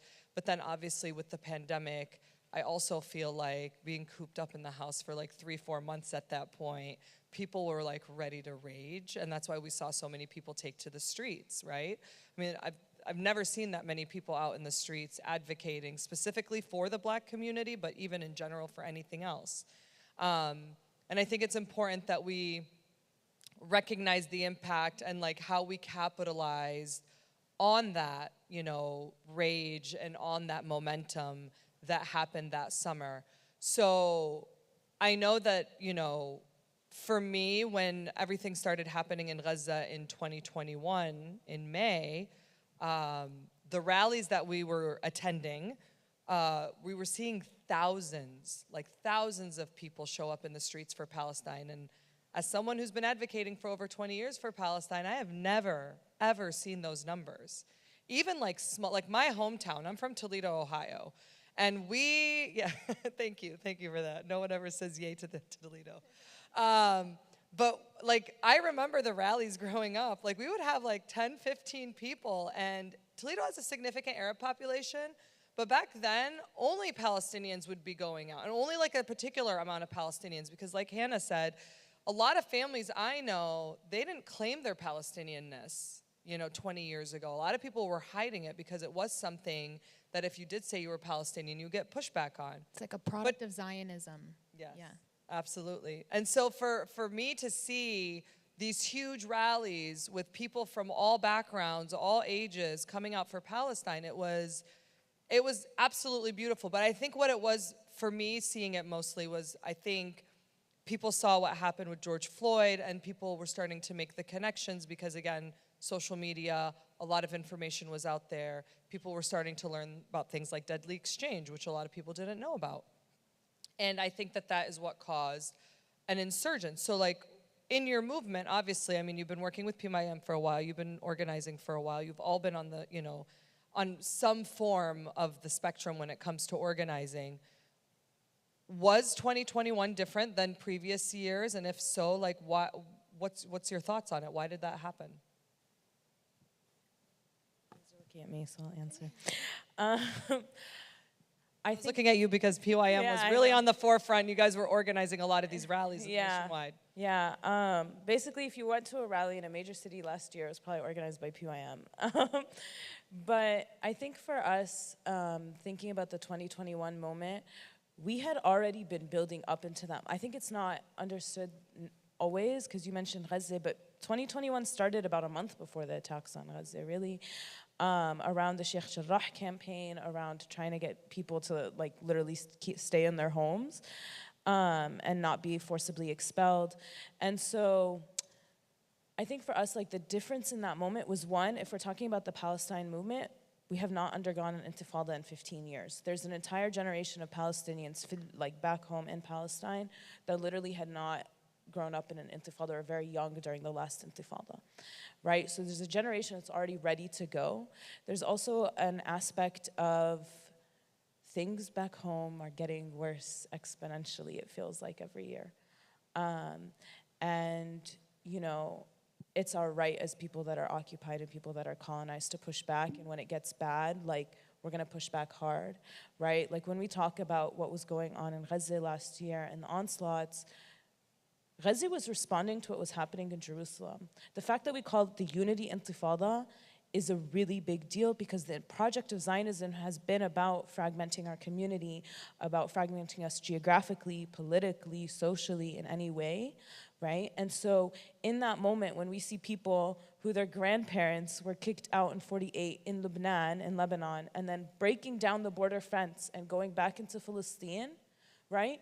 We're not just saying we're gonna return, we're returning, right? Like, these are really important moments. These are moments of like, what do people expect? Of course we're gonna push back. Of course we're gonna push back hard. This is our land, this is our people. Like, we're literally watching the Nakba happen in front of us on social media. Like, Sheikh Jarrah was literally showing, like, reenacting the story in real time, in real life, that my grandmother had told me, right?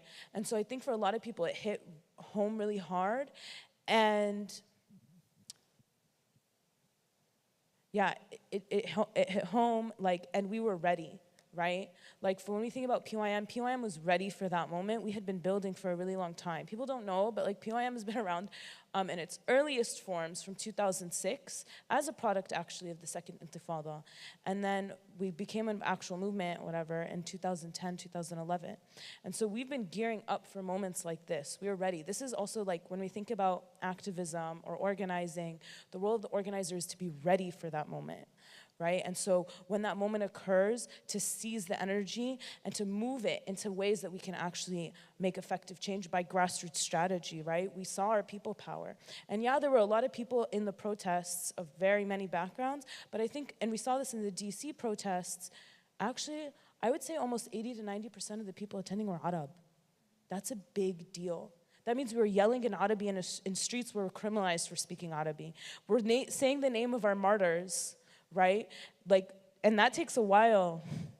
Allah yarhamhum, like, they've killed so many, it takes like 15 minutes to read the names of our martyrs from 1 week, right? And we're reading their names and we're honoring them in our streets. And us as our people who are never allowed to do that. And when we do honor our people in that way, we're criminalized for it and we're put on blacklists and we're put, right? But that was a moment where we saw that, one, إحنا as Palestinian, إحنا as Arab, sorry, I'm slipping into Arabic. Us as Palestinians and us as Arabs, we are one people, right? No matter what they're gonna do to fragment us, we're gonna stand our ground against that, and that we are united not just in 48, and in the West Bank, and in Gaza, but also in the refugee camps, and in every diaspora, right? That they can do this project for 73 years, but we're gonna push back, and we're gonna push back hard, because we know we're on the side of justice, right? And that our demands are clear.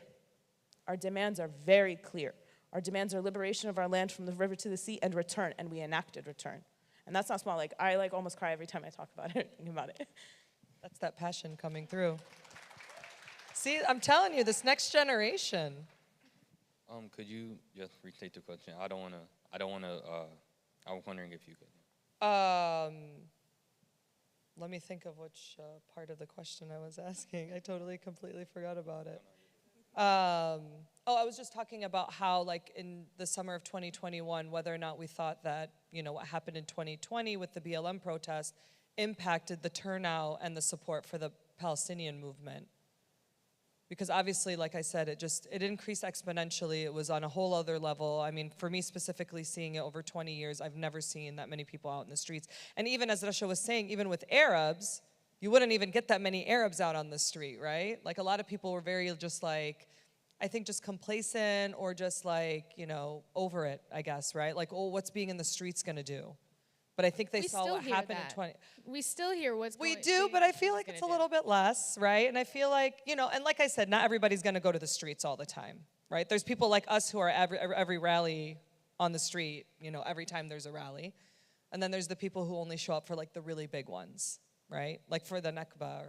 Can I say something? We can't, sorry. Just really quick, but I think it's, for me, I'm very okay with people showing up to one protest a year. Because if we think about our work and what it is, it's about building power. And for us, there's a lot of reasons to like protest and to do things. I think a lot of people, especially because we're in DC, think about protests as an advocacy method or like spread awareness, but everybody's aware now. Social media was going off, the media was going off last year. There was no way that somebody didn't know. For us, it was those moments were one about expressing our collective rage, rage. Those are literally the terms from back home. And then secondly, about bringing our community together and using them as like a base building or like a way to connect people. So I think like we can expand the way that we think about protests, because I really don't agree that they're about spreading awareness. The cops will block you off for 2 blocks. Yeah. You're not spreading. Or if you go to the embassy, it's hidden in a corner so that no one will hear you, right? But there's more to it that we can think about. Sorry, just. I was going to add that protesting, I think, is an escalation tool. Like, it's not the end, it's a means to getting more people into the fold of the movement. And I would also add that, so for us, Maryland to Palestine, when the Unity Intifada happened, we were helping organize with PYM, but we weren't officially Maryland to Palestine yet. So it was like a couple of us working together after we had graduated college. And we just noticed that in Maryland specifically, there was such a lack of Palestinian-led organizers who were not in this like Zionist liberal bubble, who are like liberal with the exception of Palestine. Ooh, does that bother me? I hope it bothers all of y'all. Doesn't it bother you? Yes, yes. It's just, it racks my brain. Like, yeah, we'll talk about Black lives, but we can't talk about Palestine. And I'm like, they're training together, right? The police are training together. So we were organizing during the Unity Intifada, and we had an escalation at Raskin, Representative Jamie Raskin's office, and we saw hundreds of people show up to that in ways that we never saw before. So part of our organizing is we like to also acknowledge that we organize on occupied Piscataway land. So as Maryland to Palestine, what we're trying to do is really create a movement within Maryland that's focused on abolitionist principles and for the liberation of Palestine and all people. So I had to talk about Maryland to Palestine real quick, because right now what we're doing, even with Rasha mentioning deadly exchange, like we're hoping to launch a campaign regarding deadly exchange and regarding stopping the police exchanges with Montgomery County Police and with the occupier. And in the same way that it like makes my body hurt when I have to say Israel, I'm sure that it feels the same way for the Native population who's experiencing land theft and our Black comrades who are experiencing the over-policing of their community and mass incarceration. And I also noticed in 2021, when in this Unity Intifada organizing, was the amount of our Black comrades speaking up during that time. I remembered I was working with the Public Defender Service and working directly with public defenders, representing communities in DC who are over-policed, where there's a police car on every single corner, and where they're facing one of the largest human rights issues of our time, which is mass incarceration. Seeing people who are in the fold of that talk about Palestine was a moment of inspiration, because I noticed that people who were typically not speaking up began to speak up. And it was a big deal that it was Unity Intifada. I mean, that was the first time I saw people in 48 land not only rising up, but facing the amount of pain and the amount of backlash that they were attacked in 48 land. Like, that was also so huge, was I feel like the occupier didn't know what to do. They're like, they're uniting, what do we do? And I want to create more of that, and I think that's what we're building towards, is creating more of that unity and more of people coming together against the occupier, because that's where our power is. Our power is when we're together. Very true. Yeah, and I just would like to add to both of the responses.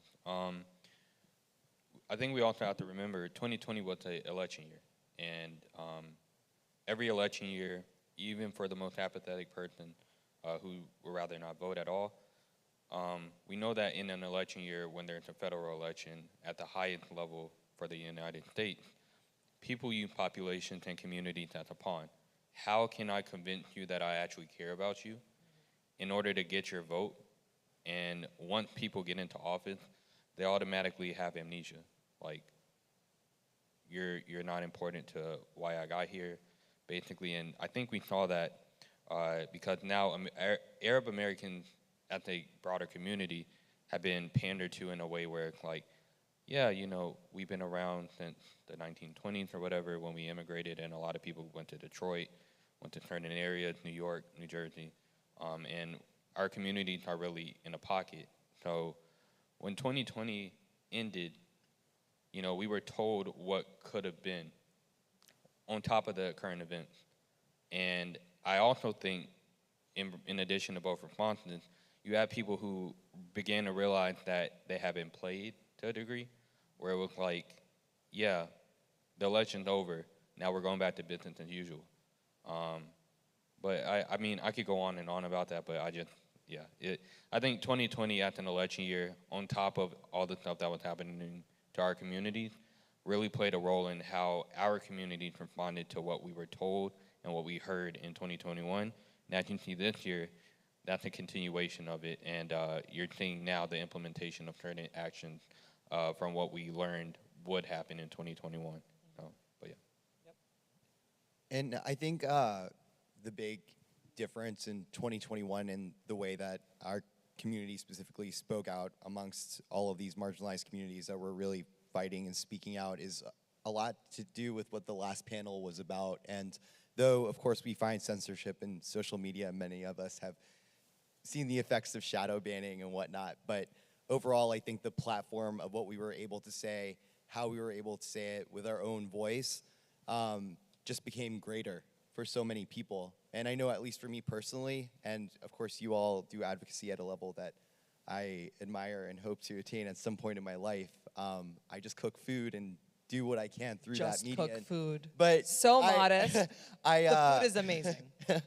I realized, at least for me in the space that I had, like, I didn't care anymore because I realized that I had a platform that I could use to say what I felt and really uphold our community in a way that I didn't see people in my profession with this really large space that could impact change doing. Of course, there are people from our community in the culinary world that are doing that, but it's never enough, right? Because there can't be enough people standing up for this cause. And I know specifically for me, really correlating to the events in 2020, the restlessness of being in a pandemic, 2021 emerging and the stuff in Gaza happening. And I think that for me, it was like, there's this platform and I can say whatever I want regardless of what the repercussions might be.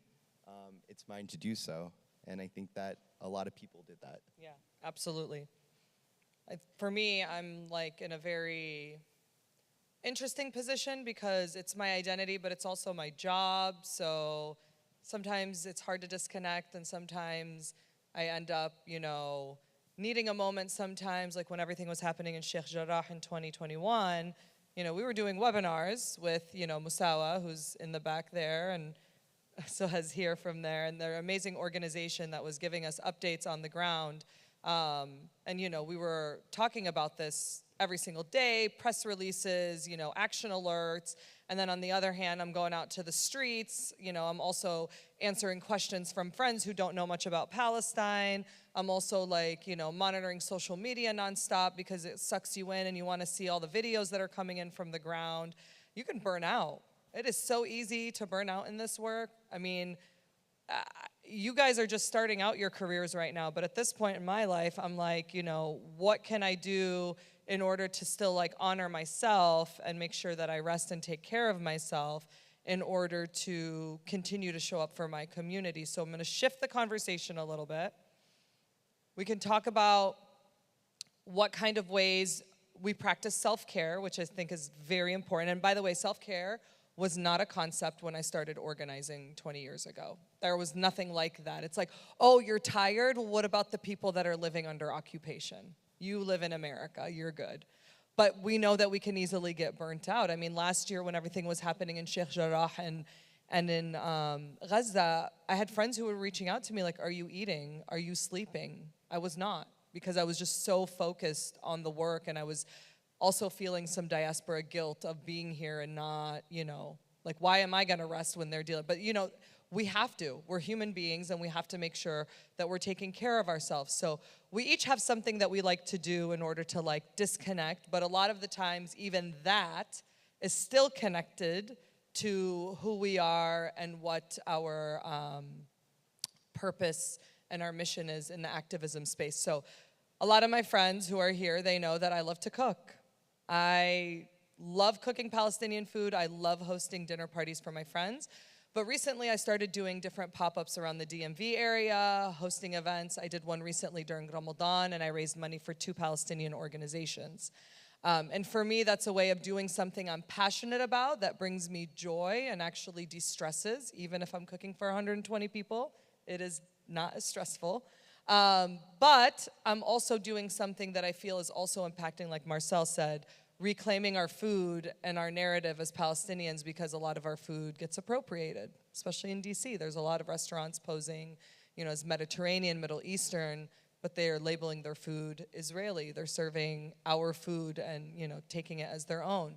Hannah, I know that you at some of the rallies have done like spoken word and that you've done like speeches, but you have like a melody, like a methodic way. I remember one of the rallies last year, you were getting people to memorize HR 2590, but doing it in like a way that was like a song that kind of made people remember.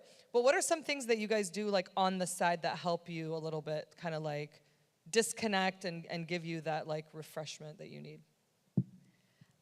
One thing I always say, especially on social media, is that our joy is our resistance.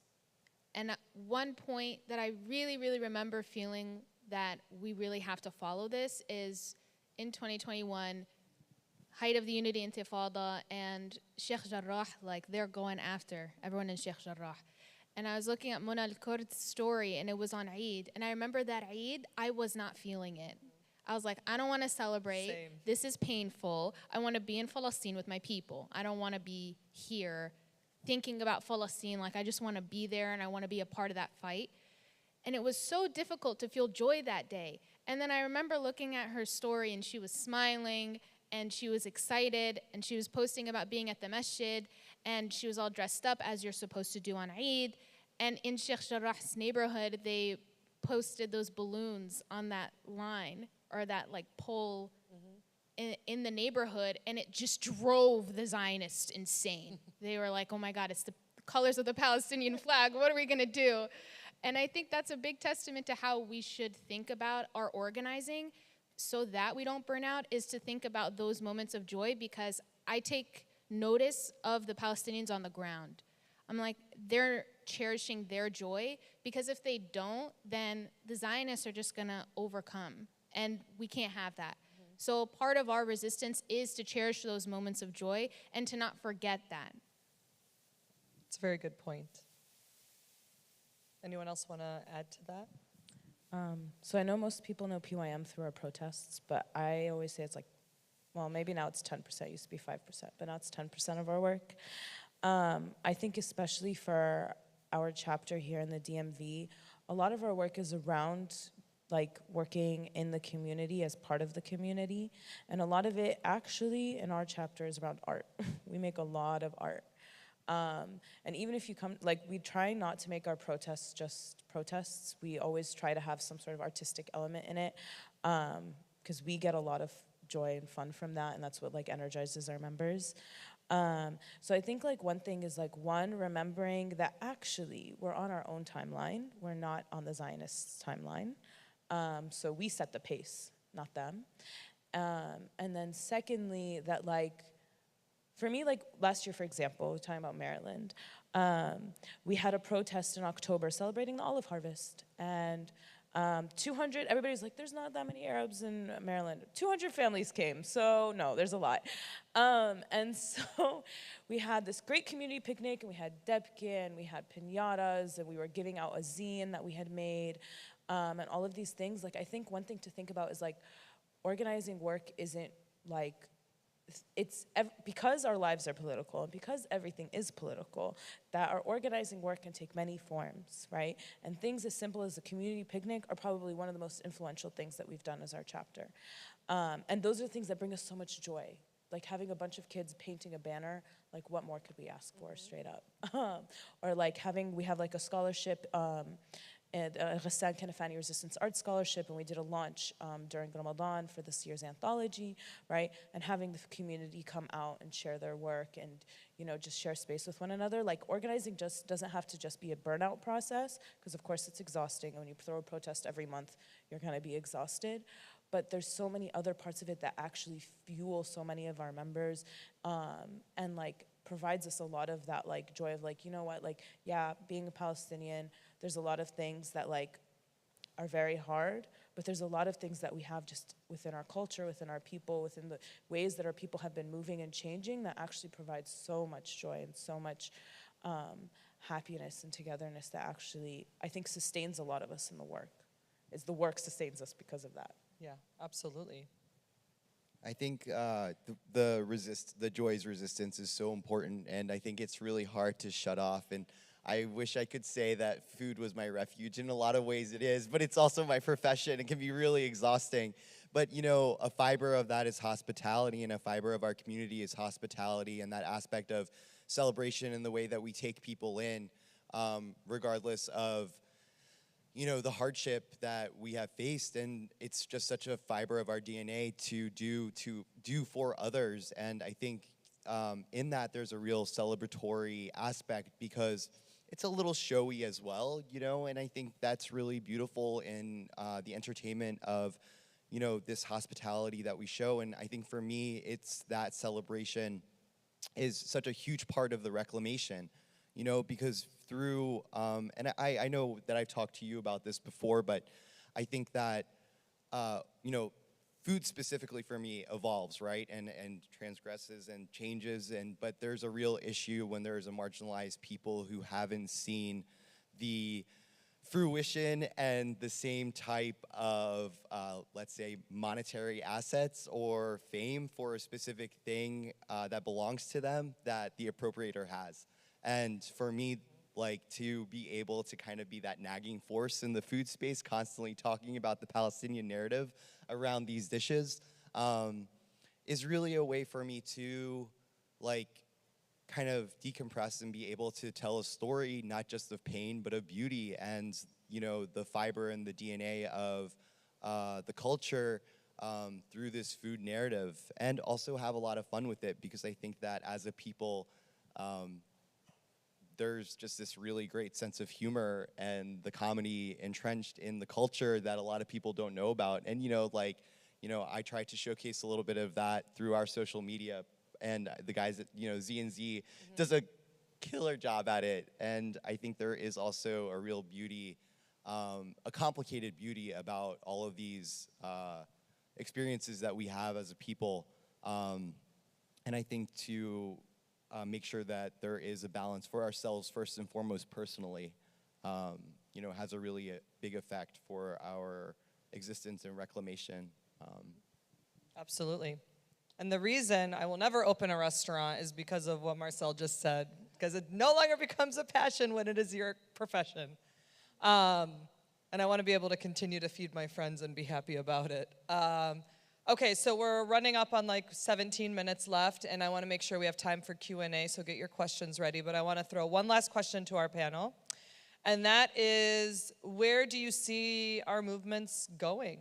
I mean, I'm probably going to retire from the movement soon, so it's going to be on y'all to continue towards liberation. I'll be there to celebrate. No, I'm just kidding. Probably won't ever retire. But I want to know, like, what are you seeing in the future? Because obviously, like I said, things have changed. And I think one aspect that is very big for our community that has changed over the last year is we're no longer just advocating on the ground. We also now have a presence in Congress. And I think that is something to celebrate, because I get this question all the time when I'm interviewed by media. And it's like, well, Palestine keeps getting left out of the conversation. You know, there's a lot of things happening, and, you know, they're not really focusing on that when it comes to Palestine. But we can't forget to celebrate the wins that we've had. So obviously, we have a bigger presence on Capitol Hill because of Representatives Rashida Tlaib and Ilhan Omar when they first were elected in 2018. And now we've seen, you know, Betty McCollum, we've seen, you know, throw out some names, I keep forgetting, I'm going blank right now. There's like a bunch of representatives, obviously, Andre Carson, and so many of them that are actually speaking out, Marie Newman in Illinois.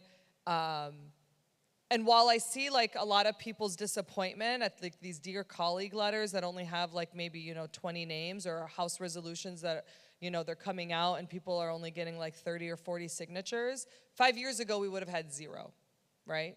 Literally, it would have been unheard of to see a bill that is in defense of Palestinian children, a bill that's conditioning aid to Israel if they don't meet like human rights, standards.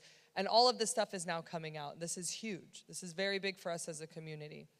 So I know that we've shifted not just to protesting on the ground, but we're also obviously working on the Hill. There's American Muslim for Palestine Advocacy Day. There's a lot of different organizations that are doing, PAC work, and they're on the Hill, and they're actually pushing and lobbying. This is new for us, and as Rasha said, we need to make sure that we understand that just because it's not where we want it to be doesn't mean that it's not effective. We just need to continue to build for it. We may be behind, but this is on our time. We're getting the resources now that maybe we weren't focusing on getting before. And now we can continue to bring on support in order to help. So some last thoughts, and let me know what you guys think on where we're going. I can speak for my industry specifically, and I think that we've seen a resurgence of a lot of people wanting to represent where they're from, and I think it's really interesting because the culinary space in this country for Arab cuisine is heavily occupied by Palestinians, which is so amazing, and it's not just on the coasts where you typically see a lot of this food coming out in major cities, like it is all the way from here in DC to New York to Kansas City to multiple areas in Michigan, of course, people in Idaho. Like, it is so vast, and it is really pushed forward by this large Palestinian culinary group of people who are really talking about their narrative and finding alliance amongst each other. And, I know that I couldn't have done what I did in 2021 with the pop-up, wanting to be as Palestinian focused as it was if I wasn't able to reach out to people like Reem or Sammy or Johnny, And I think that we are creating this coalition of uplifting one another in this space that is really impactful, because I think that I think food is a really great medium for as a conduit of change, Absolutely. Yep. Anyone else? I can go.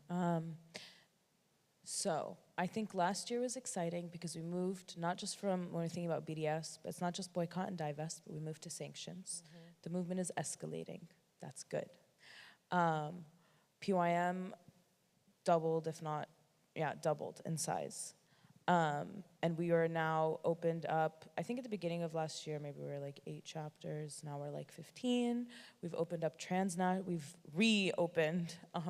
We used to have them a while back, but we've reopened chapters in Sweden and Britain and in Italy. These are not small things. Everything is growing. People are coming back into the movement. And it's very, very exciting to watch. I think, where are we going? We might not reach liberation in our lifetime, but that's okay, because everything that we're due, like, our descendants will see, so that's good. What was the second part? There was something else. Oh, around advocacy. I think the reason that we have these representatives in Congress, it's really important for us to know that, like, we're not gonna get liberated by these people. They are only responding to where they see power on the ground, and that's what we've done. But we're not doing this work so that, at least in the PYM perspective, we're not doing this work so that representatives in Congress can respond to us. We don't actually do any lobbying in that sense. For us, it's about, our people have demands. Our people are now united, have been, but now we're loud about it, and that we're going to assert our power, and we're always going to. And, like, the more that we come together, and the more that we operate as one collective, even with all of, like, our internal contradictions, political disagreements, whatever it might be, what matters is that we move together. Low-key, there's like 4 representatives in Congress that you can maybe rely We're not. That's four more than we had 5 years ago. But I'm saying like that's a response to what we've done on the ground. But like it's not our focus for us. For us, our focus is actually uniting our community because Congress, like the master's tools, will never dismantle the master's house. It's not going to happen through them. But what we can do is at least position them so that they're making conditions on the ground more favorable for where we're going to make the change on the ground because it's going to come from us. It's not going to come from a congressional rep. Yeah, absolutely. Yeah. I mean, a lot of us are very close in age. I know you're a generation. Thanks. But I mean, with that, every generation, I mean, we all ask the same question: where do we go from here? Every generation is like what 20, 30 years apart. I mean, it wasn't that long ago when our generation was saying, I mean, we had people who literally couldn't vote. We had people who literally had to go to certain drinking fountains or certain bathrooms. If you would have asked them, where do we go from here, back in the 40s and the 50s and the 60s, they would have had a different vision. But I think for us, the young people who, one, we're the majority of the global population. We're over 52% of the world is under 30.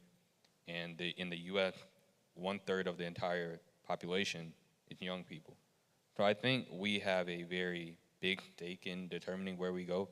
I think for us specifically, it's to ask the right questions. So where do we go, not from here, but where do we go in the next 20, 30 years that tracks us on the right path to where we should be? Also, it wasn't that long ago in the 1980s when a lot of our parents would have been in their like adolescence or early adulthood, where we were as a society asking, where do we go from here as a country and as a people that are allowing apartheid South Africa to exist? And in the 90s, you saw that reaction. You saw a big breaking of the dam with not allowing certain things to exist. So I think now we're kind of in that watershed moment of what do we not want to have in the next generation. And Palestine is just a part of that. You also have things like Sudan happening right now. You have a lot of countries in Africa that are majority under 18 years old or 18 years old or under, and they're asking the same questions that we are. I think the role of people like PYM is to connect those struggles and connect those questions and to articulate different potential answers in the form of solutions and whatever. And I would just say in terms of government, I think it's great that we have people who are elected, but the issue with government is that government only responds to government, and government only has the power to act towards another government. The liberation of South Africa was a government response where they targeted the government of South Africa. The people in South Africa under that apartheid were the ones who freed South Africa with the help of a global movement of Black Americans, of Palestinians, of Indians, in India and in Britain who were part of the or the boycott campaign. But I think we have to respond appropriately and know our role and articulate our role clearly. So. Very well said. I'd finally add that I think really what I'm most excited about is people entering the fold of our movement. I'm seeing it happen in such big numbers that I never would have imagined. Even in Maryland, there are Palestinians in Maryland who like come up to us as MD to Palestine and they're like, I've never been fully active, but I want to start now. And I think as that happens more and more, we can use our movement and sustain the larger goal of liberation. And just like Rasha said, it's not going to come from these individuals in Congress. It's going to come from our pressure and from our people power. And I think once we really latch on to that, we can get to that ultimate goal of liberation. Very well said. Thank you. Okay, so we've got 7 minutes. Does anyone have any questions from the audience that they would like to ask for our panel? Okay. Can someone come take my mic and, you got one? Okay, great. We have someone over here on the table that has a question. Raise your hand again so that he can see you. Thank you.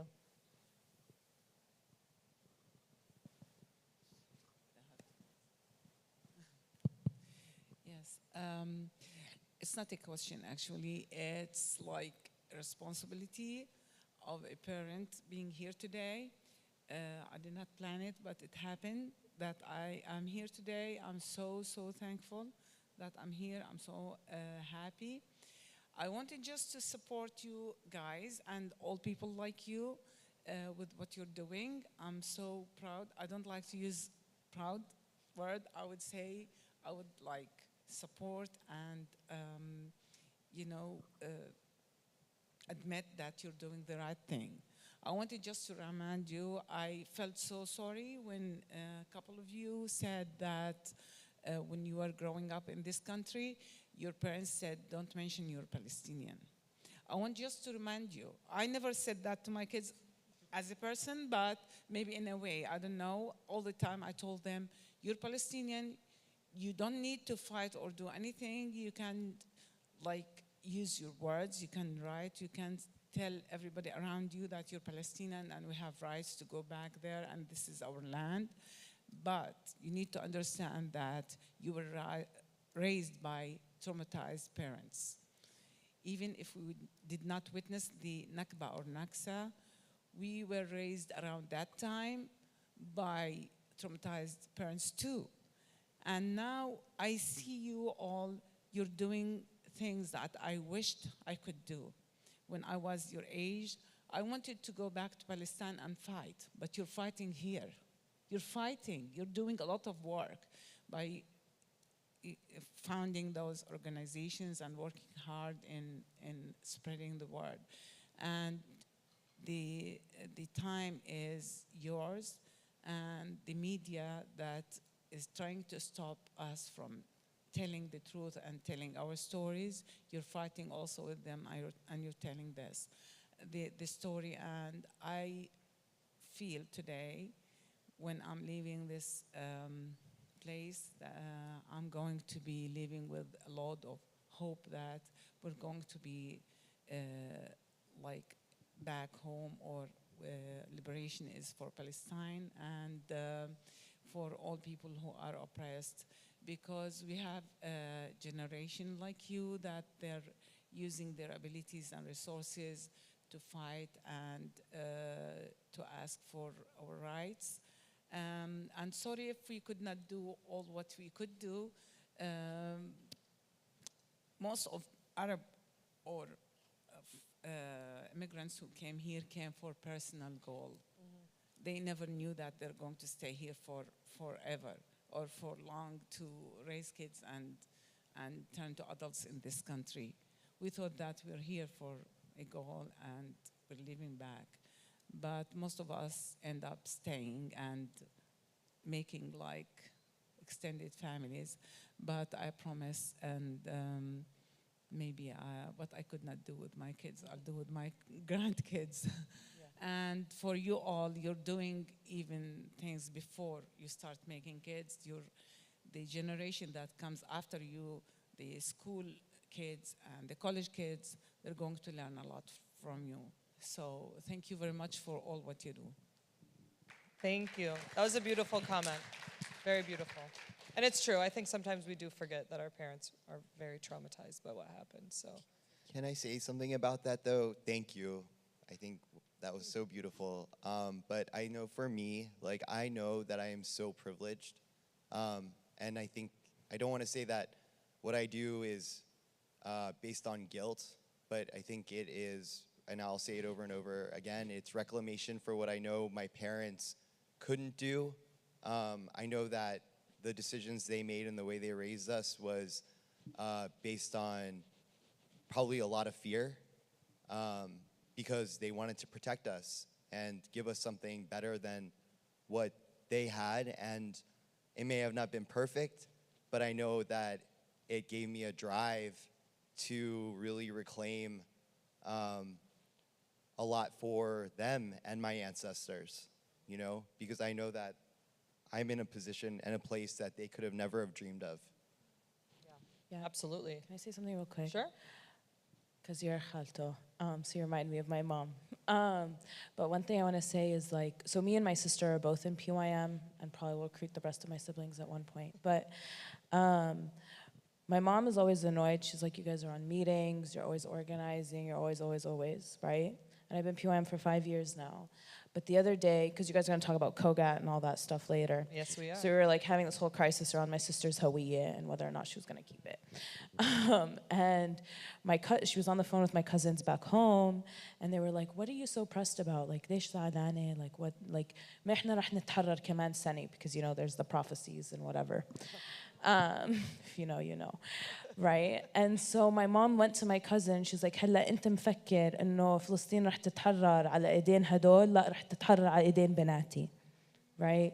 And this is my mom who so to translate, she's like, you think like Palestine's gonna get liberated by all these whatever prophecy things, and it's not. It's gonna be liberated from me and from my daughters, right? And that's something my mom, she's like, you're on too many calls, right? But it took 5 years, right? So when people always talk about, they're like, oh yes, their parents, they're tired, they don't wanna be whatever. I'm like, no, you guys, my mom has literally changed her tune. She's like, no, you guys will do it. I believe in you. Yeah. Right? It's such a big change. So even despite all of the things, you can really change people in just little ways, just by being around them and showing. Yeah. No, that's beautiful. Very well said. Any other final thoughts before we close out this panel? I have a quick final.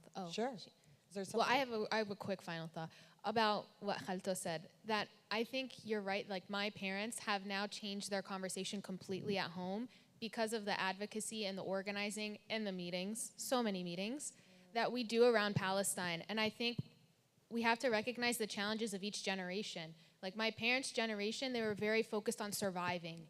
So the way that we even talk about Palestine, as someone who was raised and born here, I talk about it completely differently than how my parents did. And now when we have conversations about Masafa Riyata, when we have conversations about Ahmed Manasra, and all the struggles that our people back home are facing, it's more of a agency conversation than an apologist conversation.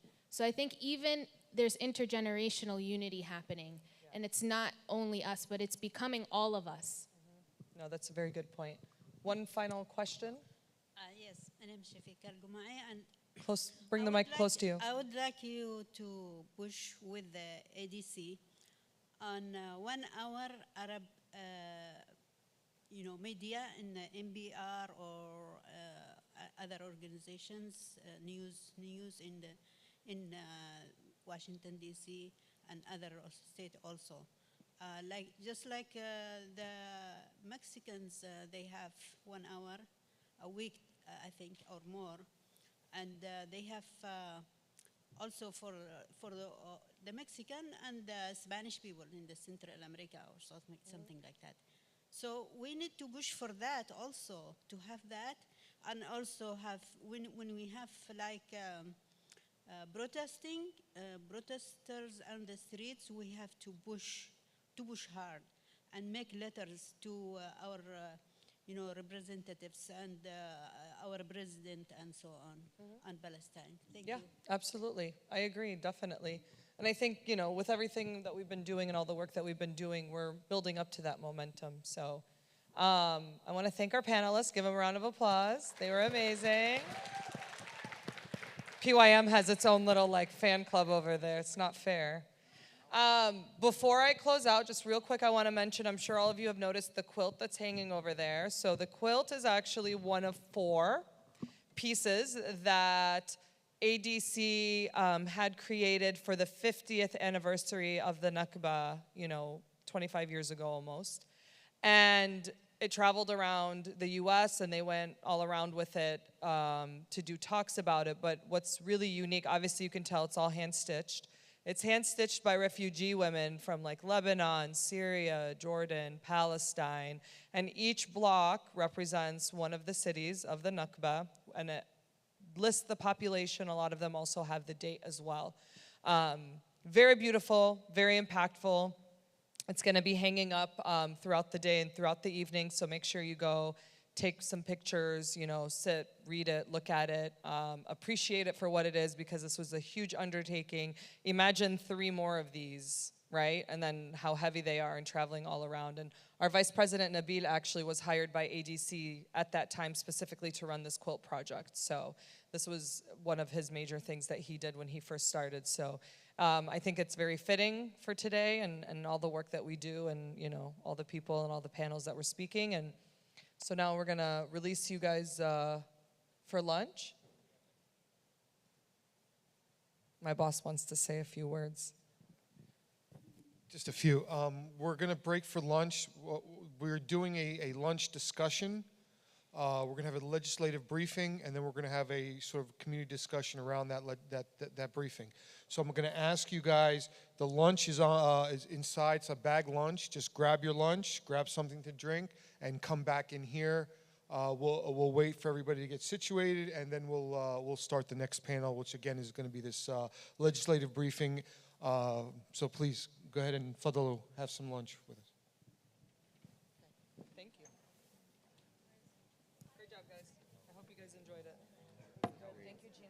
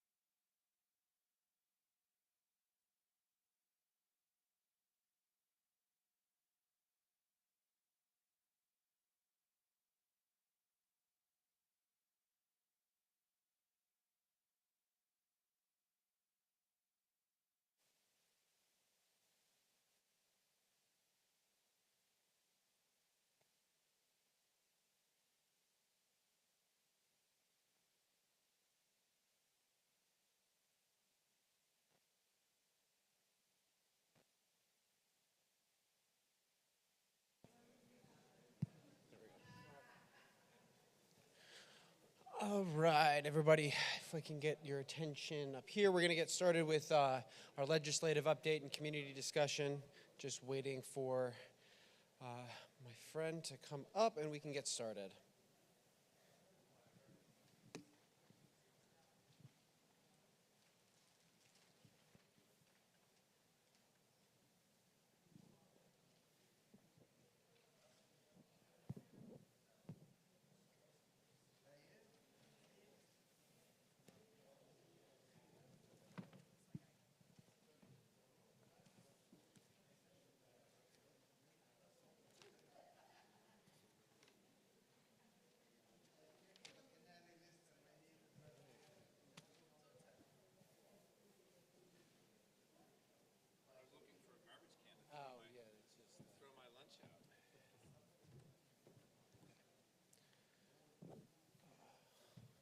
All right, everybody. Thank you so much for joining us for this working lunch.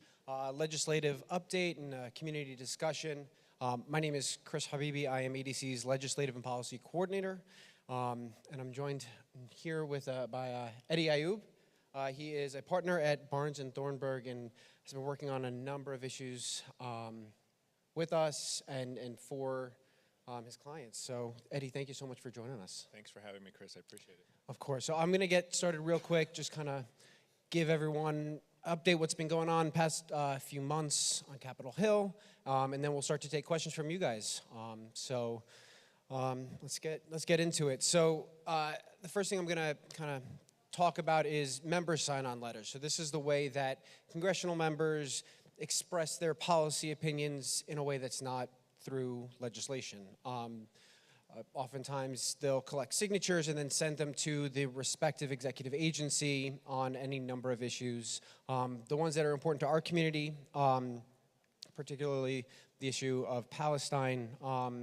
Most recently, Representative Tlaib from Michigan led a letter, I believe it was joined on by 5 other members, to the Secretary of State, to the Secretary of Homeland Security, on the visa waiver program and Israel's desire to be included in it.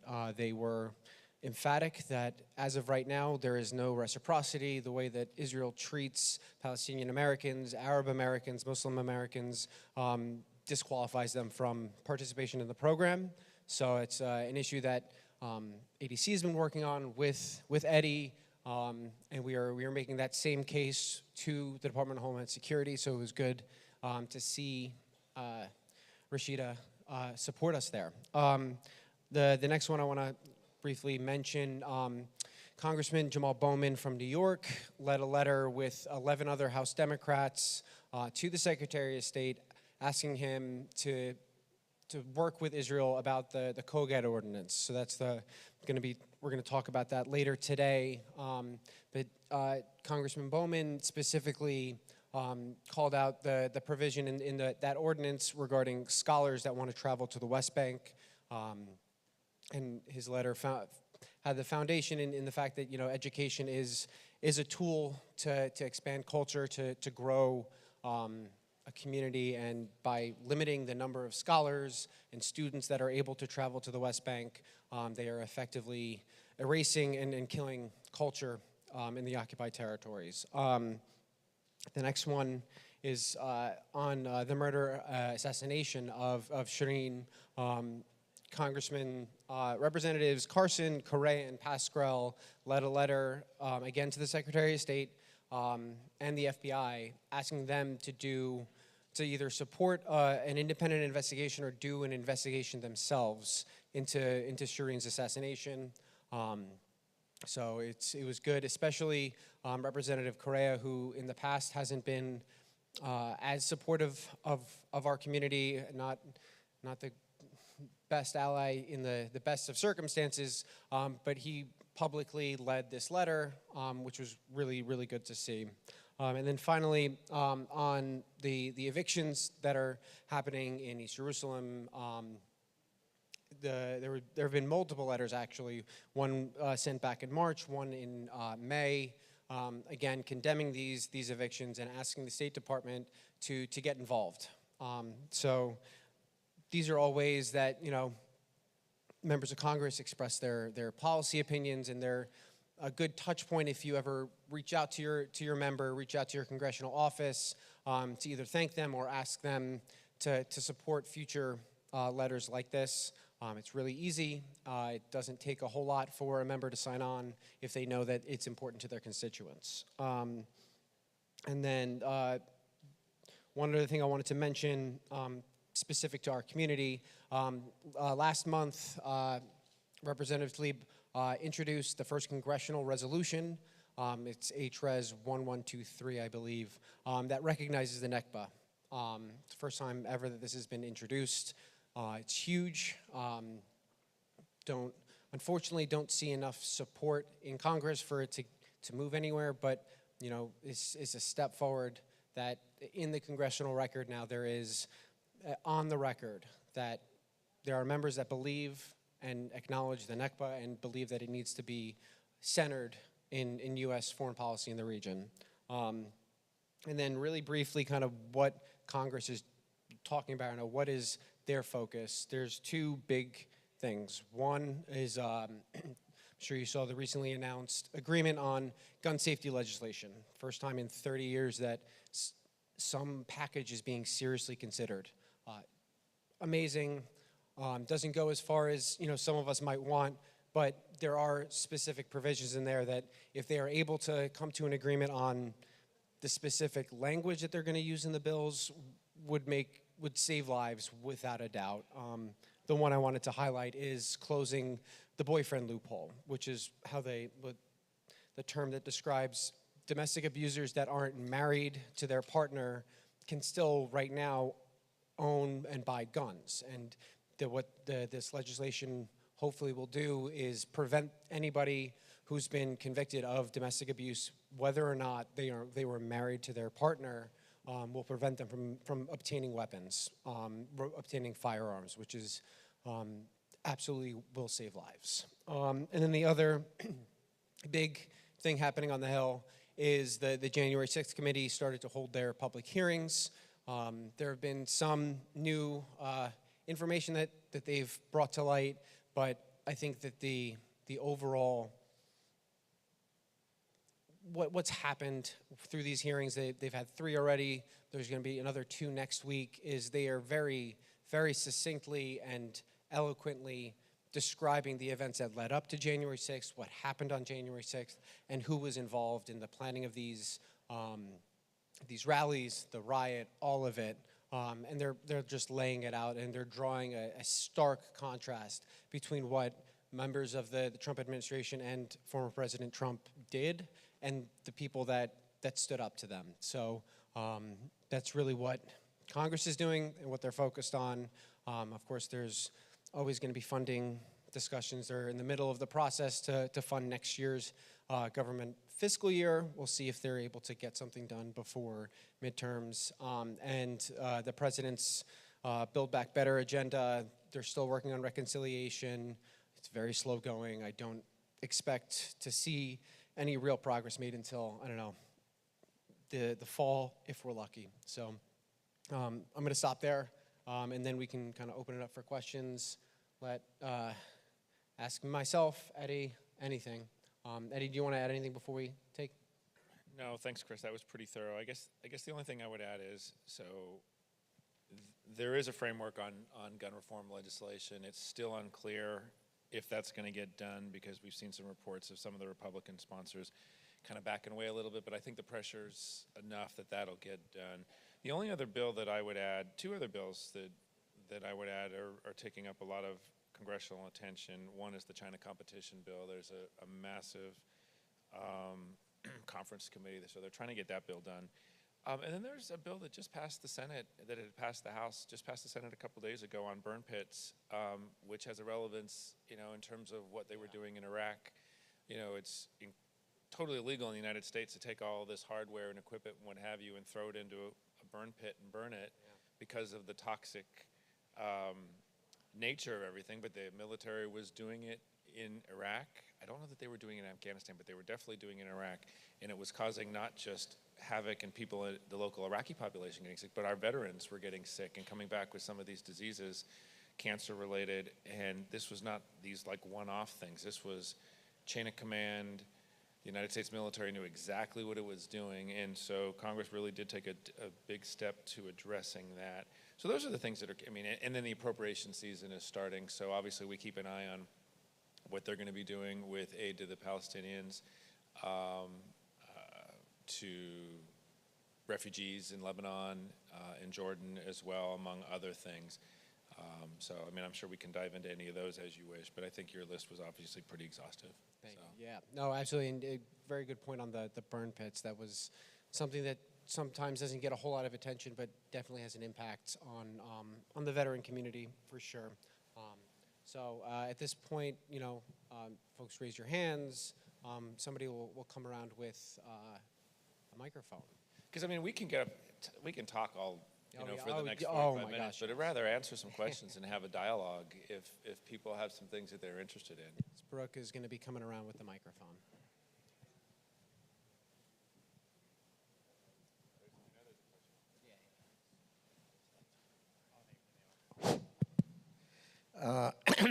Thank you very much.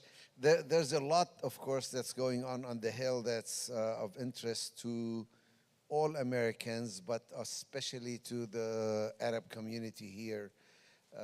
And one issue that's always been on my mind is the influence of money in politics.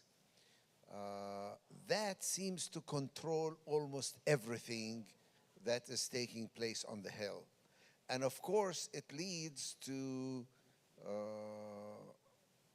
things that are very important to the Arab community, because very rich donors who have one single issue in mind can in fact have a tremendous influence way beyond the numbers of voters that they can speak for. So are you aware of any attempt at all to try and get money out of politics, or to reduce its influence, or to control, at the minimum, to expose the black money that's the dark money, that is behind a lot of nefarious influences on the Hill? Yes. So I can address it from a substantive perspective, and then I guess talk a little more political. There are multiple bills out there that have been introduced since the Citizens United case from the Supreme Court, which really opened all of this up, right? I mean, before then you had a framework that was McCain-Feingold, for lack of a better word, the legislation that allowed certain what is called hard money that had limits controlled by the FEC, and then banned soft money, did a whole bunch of other things that tried to keep, even if it didn't restrict certain monies, like, you know, corporations and labor unions, for example, can only do so much. Well, corporations have to do it through PACs, labor unions are restricted as well. But in terms of that, with respect to legislation, nothing will pass, just to be very frank with you. Since the Supreme Court ruled, you would need not only legislation, you would need legislation that gets 60 votes in the Senate to overcome any sort of Republican objections to it. And the fact is, the Senate Minority Leader, this is one of his pet issues. He just believes, and the Supreme Court agrees with him, that money is speech. And in order to restrict speech, it has to be the strictest of scrutiny. The Supreme Court struck down various laws that the Congress have passed, and I'm just being very honest with you to say that there will be no federal legislation in the near term on restricting the kind of dark money that you're talking about. Now, having said that, like to transition over to the political side of things, I would say we've not seen this kind of money, especially in primaries, in a while. I mean, and I think that's something that will get some attention, I think, in part, if we make it get attention. I mean, the races that you're referring to, you know, you had Summerlee in Pittsburgh, where I think over $3 million were spent against her. Nina Turner had, I think, $1.5 million or $2 million spent against her. Nita Alam, same thing. I think it was $2 or $3 million. This is money being used against Democrats. It's one thing if it was both sides of the aisle and the parties were matching. This is money that's being spent to defeat Democrats. So the Henry Cuellar, Jessica Cisneros race as well. And so I think that is going to get some attention, especially because some of the money, whether it's DMFI or AIPAC's new PAC, it's Republican fossil fuel money from Oklahoma that is the basis of that money. Now, everyone has a right under the new rules to do this. This is perfectly legal what they're doing, but politically, I mean, I think it's incumbent upon us, especially those of us who are Democrats, to make it uncomfortable for Democrats to take Democratic money or to take money from sources that are Republican and based on fossil fuels. I mean, if we talk a big game on climate change, we talk a big game on campaign finance reform, yet I can't tell you how many members of Congress or their fundraisers that I've spoken with that will tell me, well, we're with J Street, but we'll take DMFI money. No, we've got to speak out about that. We've got to make sure that people understand that if you're going to take DMFI or AIPAC money, the consequences that come with that are the AIPAC money is being used for the 140 how many members of Congress who refused to certify the election, and the DMFI money is fossil fuel money. I mean, those are the kind of things that we have to point out. Again, it's perfectly legal, and it's not going to change legislatively. It's just not. I mean, I'd love to give you a better answer, but in the very near future, I just do not see any legislation that will change our campaign finance rules.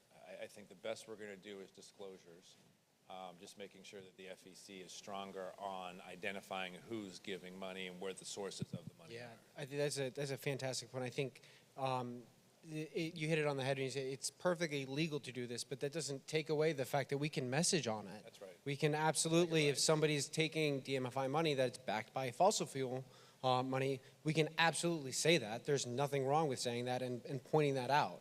And so when it comes to getting money out of politics, you know, it's the crown jewel of campaign finance reform. It comes down to making sure that we're not actively, you know, funding and pouring all these millions of dollars into these primary races and making the primary races about the message and about the policy. I mean, there's a lot of Democrats who will not take big oil money or big coal or fossil fuel money. I'd be curious the cross-section of how many of those Democrats do take DMFI money. Yeah, is it a question of... That requires some research, and yeah, it's all where public. it's kind of fun, if you give the umbrella of, oh, we're not actually taking money directly from big oil, but you know, if big oil is funding this group and this group's giving me the money, how does that end up playing out? That's right. Fantastic question.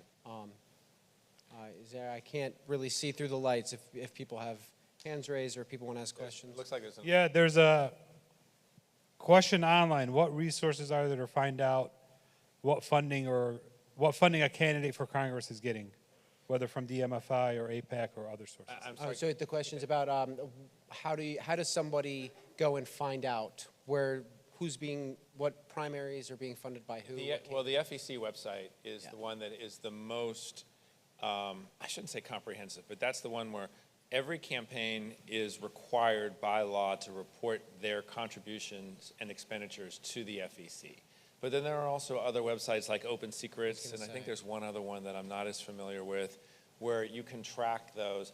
Now it's cumbersome because you have 535 members of Congress between the House and the Senate, plus all their challengers, plus all their primary challengers. You have to know how to navigate the website, so it's not the easiest thing to do, but if you have a little bit of time and you want to dig into it, I would probably recommend finding one or two races rather than trying to see generally, and looking into those candidates to see, particularly in your area, for the races that are going on in your area, look up the candidates on the FEC website, go to Open Secrets, check it out and see where your candidates are taking money from. And some publications have done some investigative reporting on this. I know the Intercept has done some.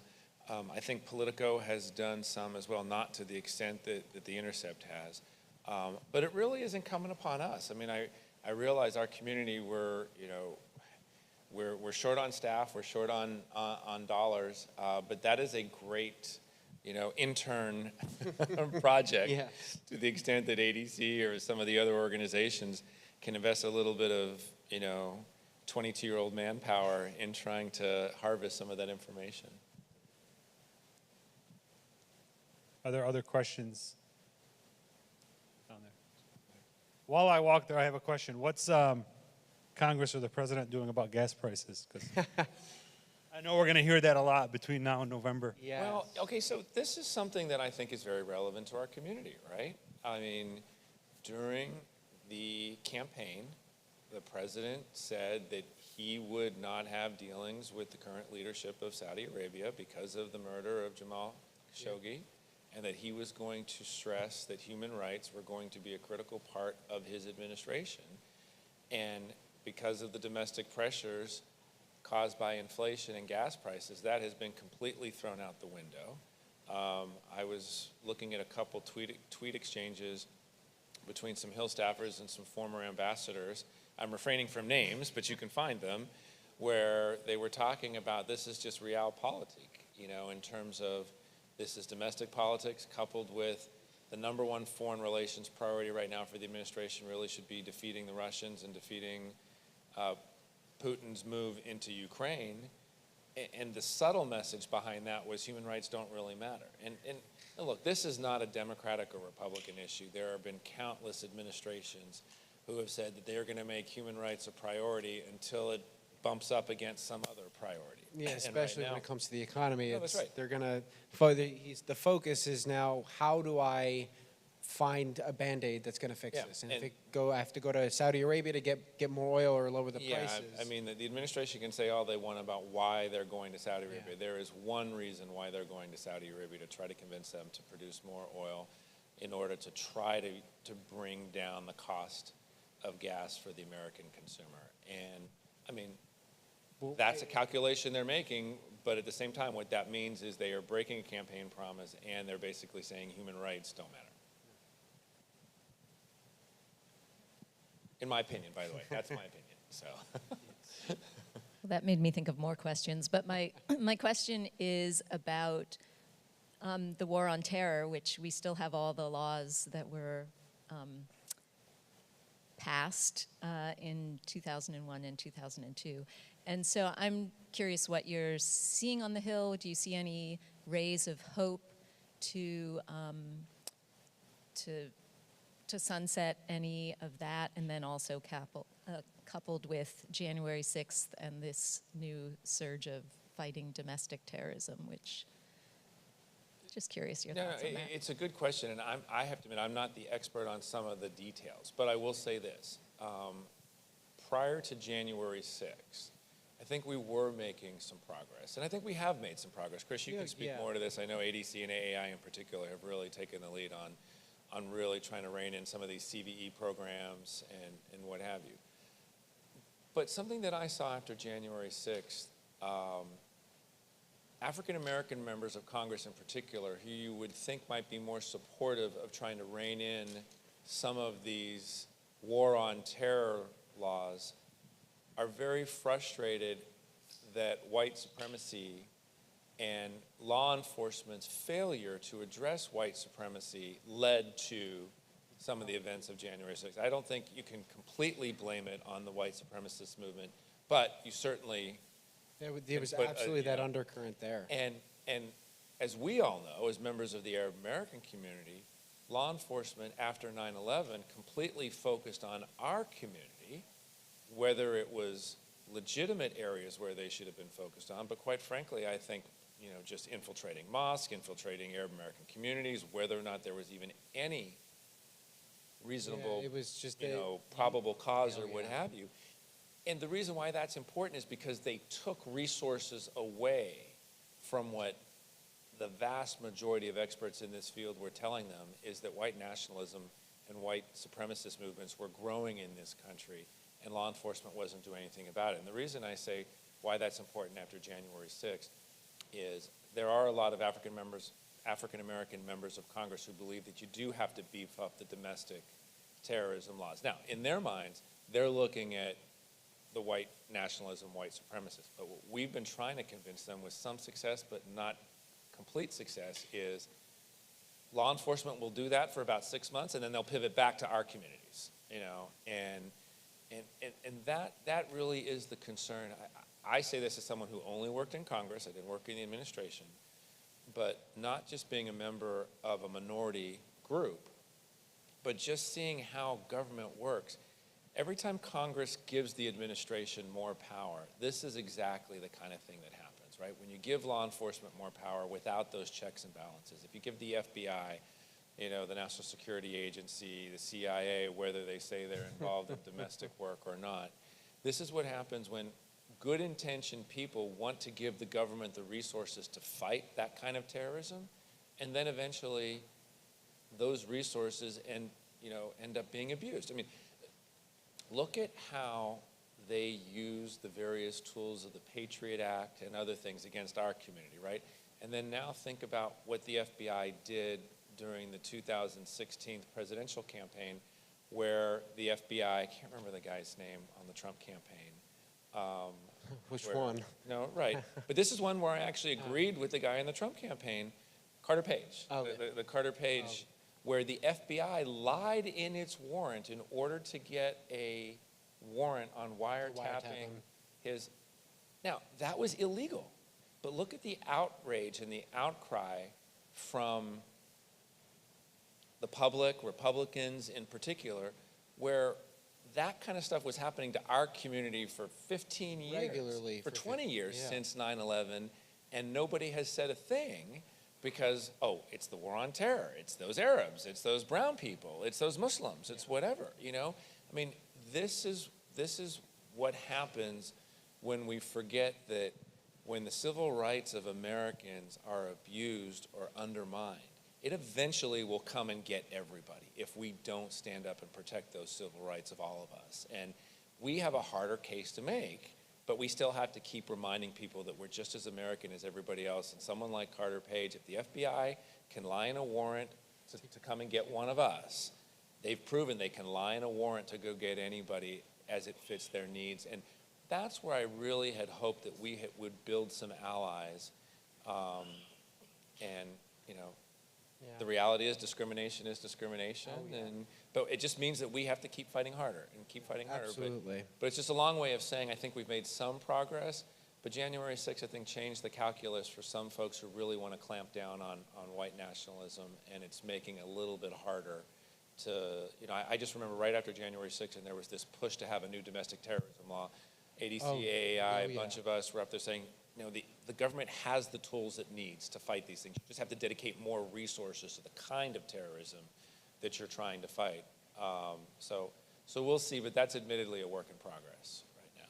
Yeah, no, that's a phenomenal answer. I think the one, asked about a ray of hope. The one ray of hope that I have coming out of the reaction to January 6th is that for decades, for at least 30 years, if not 40, the federal government has viewed white nationalist supremacists in the research circles, they call it the patriot movement. I don't love that term because they are not patriots, but that movement has always been viewed whenever they commit an act of violence as, you know, the lone wolf. The best example, Oklahoma City. You know, Tim McVeigh was a lone wolf. Even though he wasn't, and there's enough evidence to show that he was part of a much bigger movement, but they never viewed it as an ideology, as a movement that needed to be watched at the very least, but that posed a significant threat to the American public. And after January 6th, you started to see that members of Congress, the administration has taken a different approach to it. So that is my ray of hope. Now, like you said, the initial reaction was we need a new domestic terrorism law. There is Michael German, who works over at the Brennan Center, has been phenomenal on this, where anytime we're on a call with a member of the administration, member of Congress, and they talk about, well, maybe we need a new law, he stops them in their tracks and says, no, you have what you need, you just need to apportion it correctly.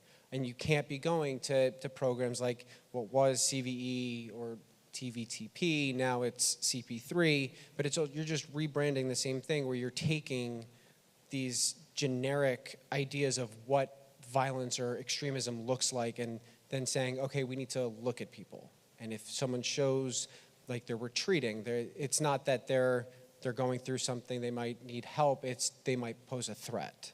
And that is what, you know, here at ADC we've been pushing up against. There are more allies in Congress.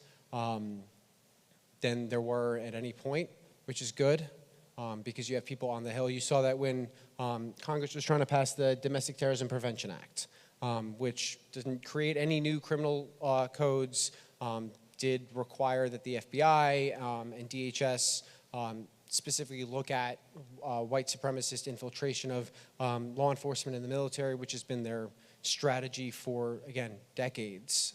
So it's all good things, but they didn't create a new criminal code. And we were able to do that because members on the Hill like Cori Bush and others pushed back when they tried to bring this bill up for a vote. They said, wait a minute, we want to make sure that we are doing this the right way. So there's places where progress has been made. It's not enough, and we will continue to push for more. But it's not, we're not where we were 20 years ago, absolutely. Are there any other questions?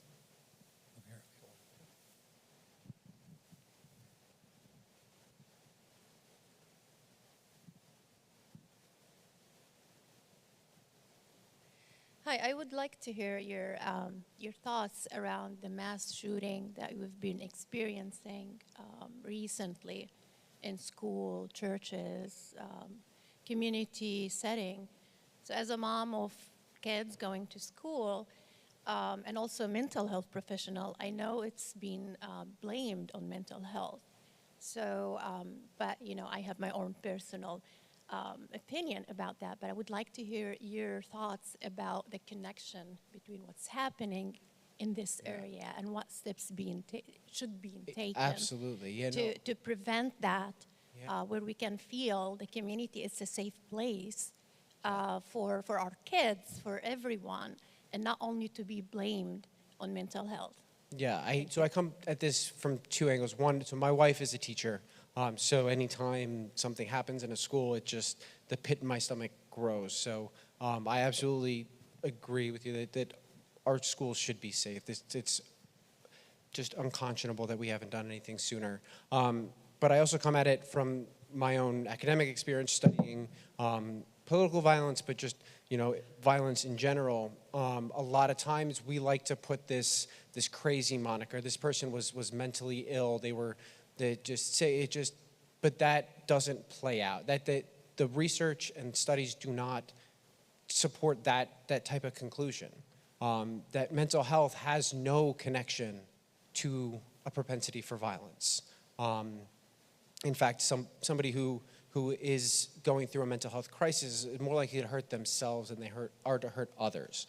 And what we like to go through a lot in the classes I took on terrorism is the fact that these actors are typically very logical and not in the colloquial sense of like, yeah, that makes sense, I agree, it's a good thing. It's logical in that they have made conscious decisions at every step along the way that led them to violence.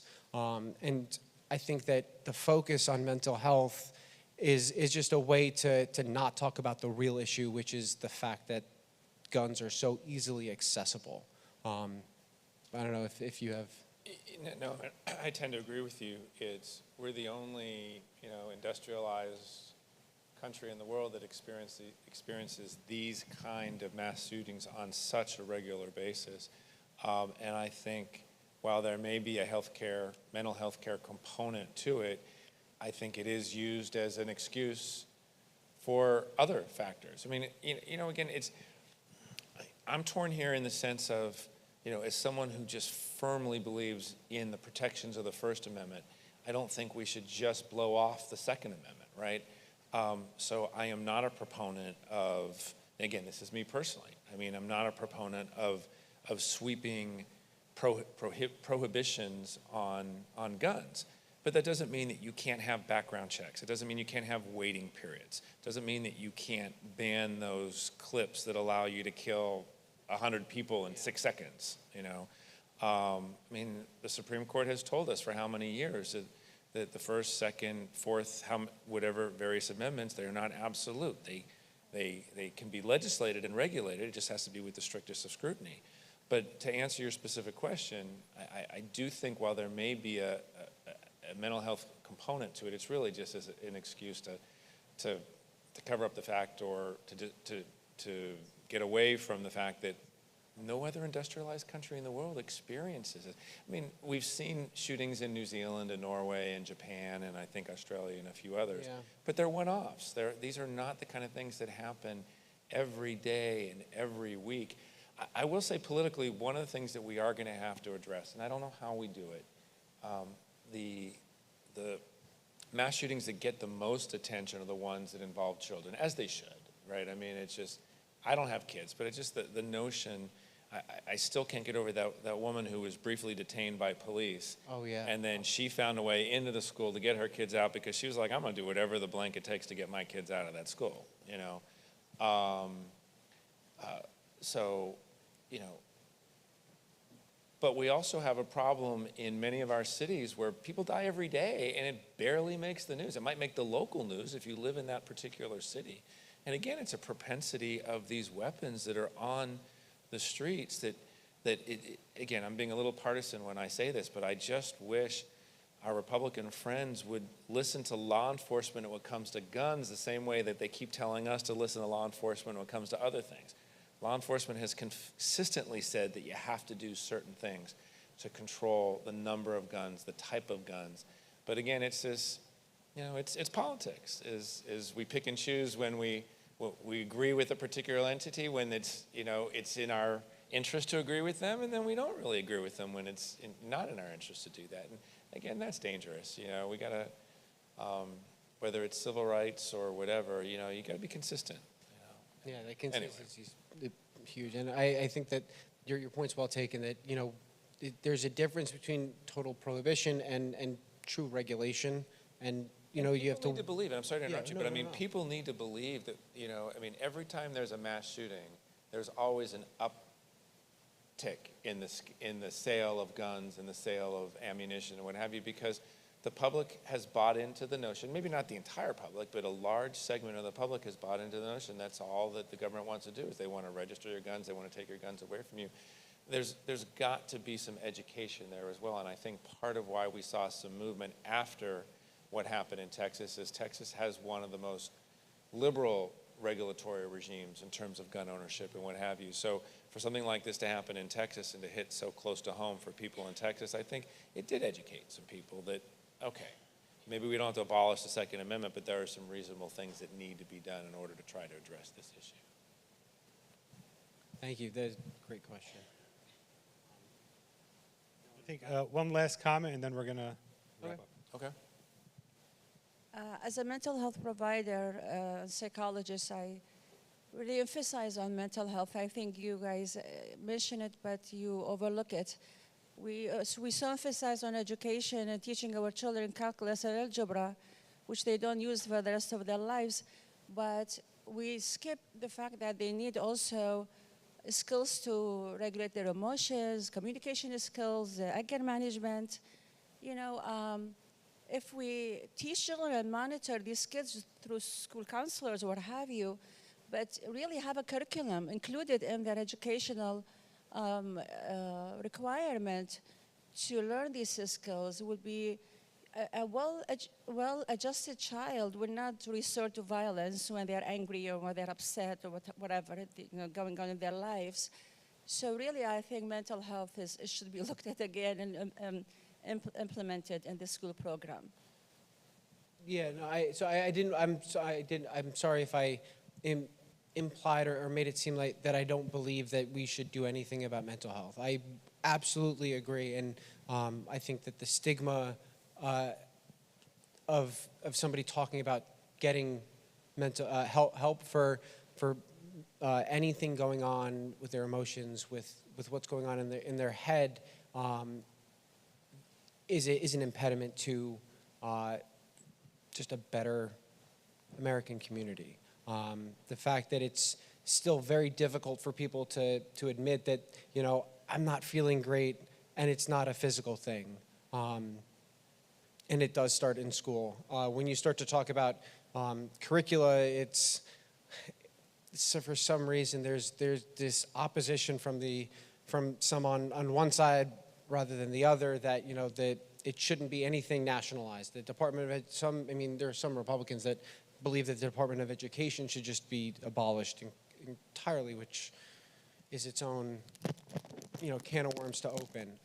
But I think that you make a very good point that, to me, it's separate from the propensity for violence and getting kids the help that they need and making sure that it's okay for them to ask for help, and not making them feel less than, particularly males, making sure that they know that it is okay and it is actually a good thing to say to ask for help when you need it, that they are not alone, that they don't have to deal with whatever thoughts that they have, feelings that they have, that it's not something that's wrong with them, that it is something that is absolutely, that they can get help and it is a good thing. Yeah, and the other thing I would add, I think you touched on something important. So many of these things are decided at the state level. I think the federal government has actually made a lot of strides recently in terms of focusing on mental health awareness, mental health funding, especially when it comes to post-traumatic stress disorder in the military, because there's so many things that the federal government itself can do, and so a lot of times they depend upon the states, and they send the resources to the states, or the states have to come up with the resources. Some states do a better job than others. I think there have been some strides with respect to insurance that previously didn't cover these type of illnesses as being the same kind of medical condition as if you showed up at the hospital with a broken arm, right? I mean, that's part of removing that stigma. And I'm not going to pretend to be an expert on what we should do, but I do know that, I guess when I started on the Hill 25 years ago, there was not this focus on mental health awareness or funding that there is now. Could we do more? I think we should do a lot more. But I would say it's a lot better than it was certainly when I got to Washington. Yeah. And like a lot of things that our community cares about, that we as Americans care about, we have made strides, and we progress is continuing to be made.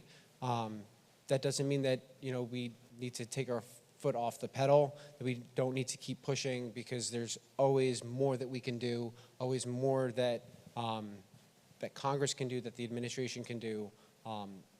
But that also doesn't mean that we should just ignore the fact that we are in a much better place than we were.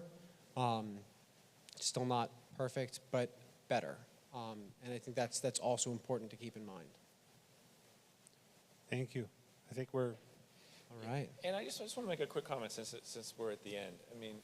I think this discussion that we just had, we spent half the time talking about issues specific to the Arab American community, and then we spent half the time talking about issues that are just what Americans care about. And I think when you're talking to your members of Congress, when you're talking to your friends and your neighbors, and if you happen to have relationships with people in the press or positions of power, whatever, just remind them of that, right? Yeah, we care about Israel-Palestine. We care about terrorism rules, but we also care about the health care of our kids. We care about mental illness. We care about education. We care about law enforcement. We care about safe communities. This is where I think on some of the issues specific to our community where we had previously fallen behind is our opponents, for lack of better words, have been able to define us as an us versus them, right? No, we're all in this together, and we've got to remind people of that. And I go back to that issue I was talking about earlier with respect to warrantless wiretapping or surveillance or whatever. If you can do it to an Arab American, you can do it to any American, and that's what people need to be reminded of. So anything that we can do to remind our fellow Americans that we're just as American. My grandparents came here in 1889, but if there's someone who came here 3 years ago and has a passport and is a United States citizen, they are just as American as I am. And we have to constantly remind people of that. Thank you. Thank you, Eddie, for joining me. Thank you all for tuning in, for asking amazing questions. As always, I'm always available via email, chris@adc.org. You have questions.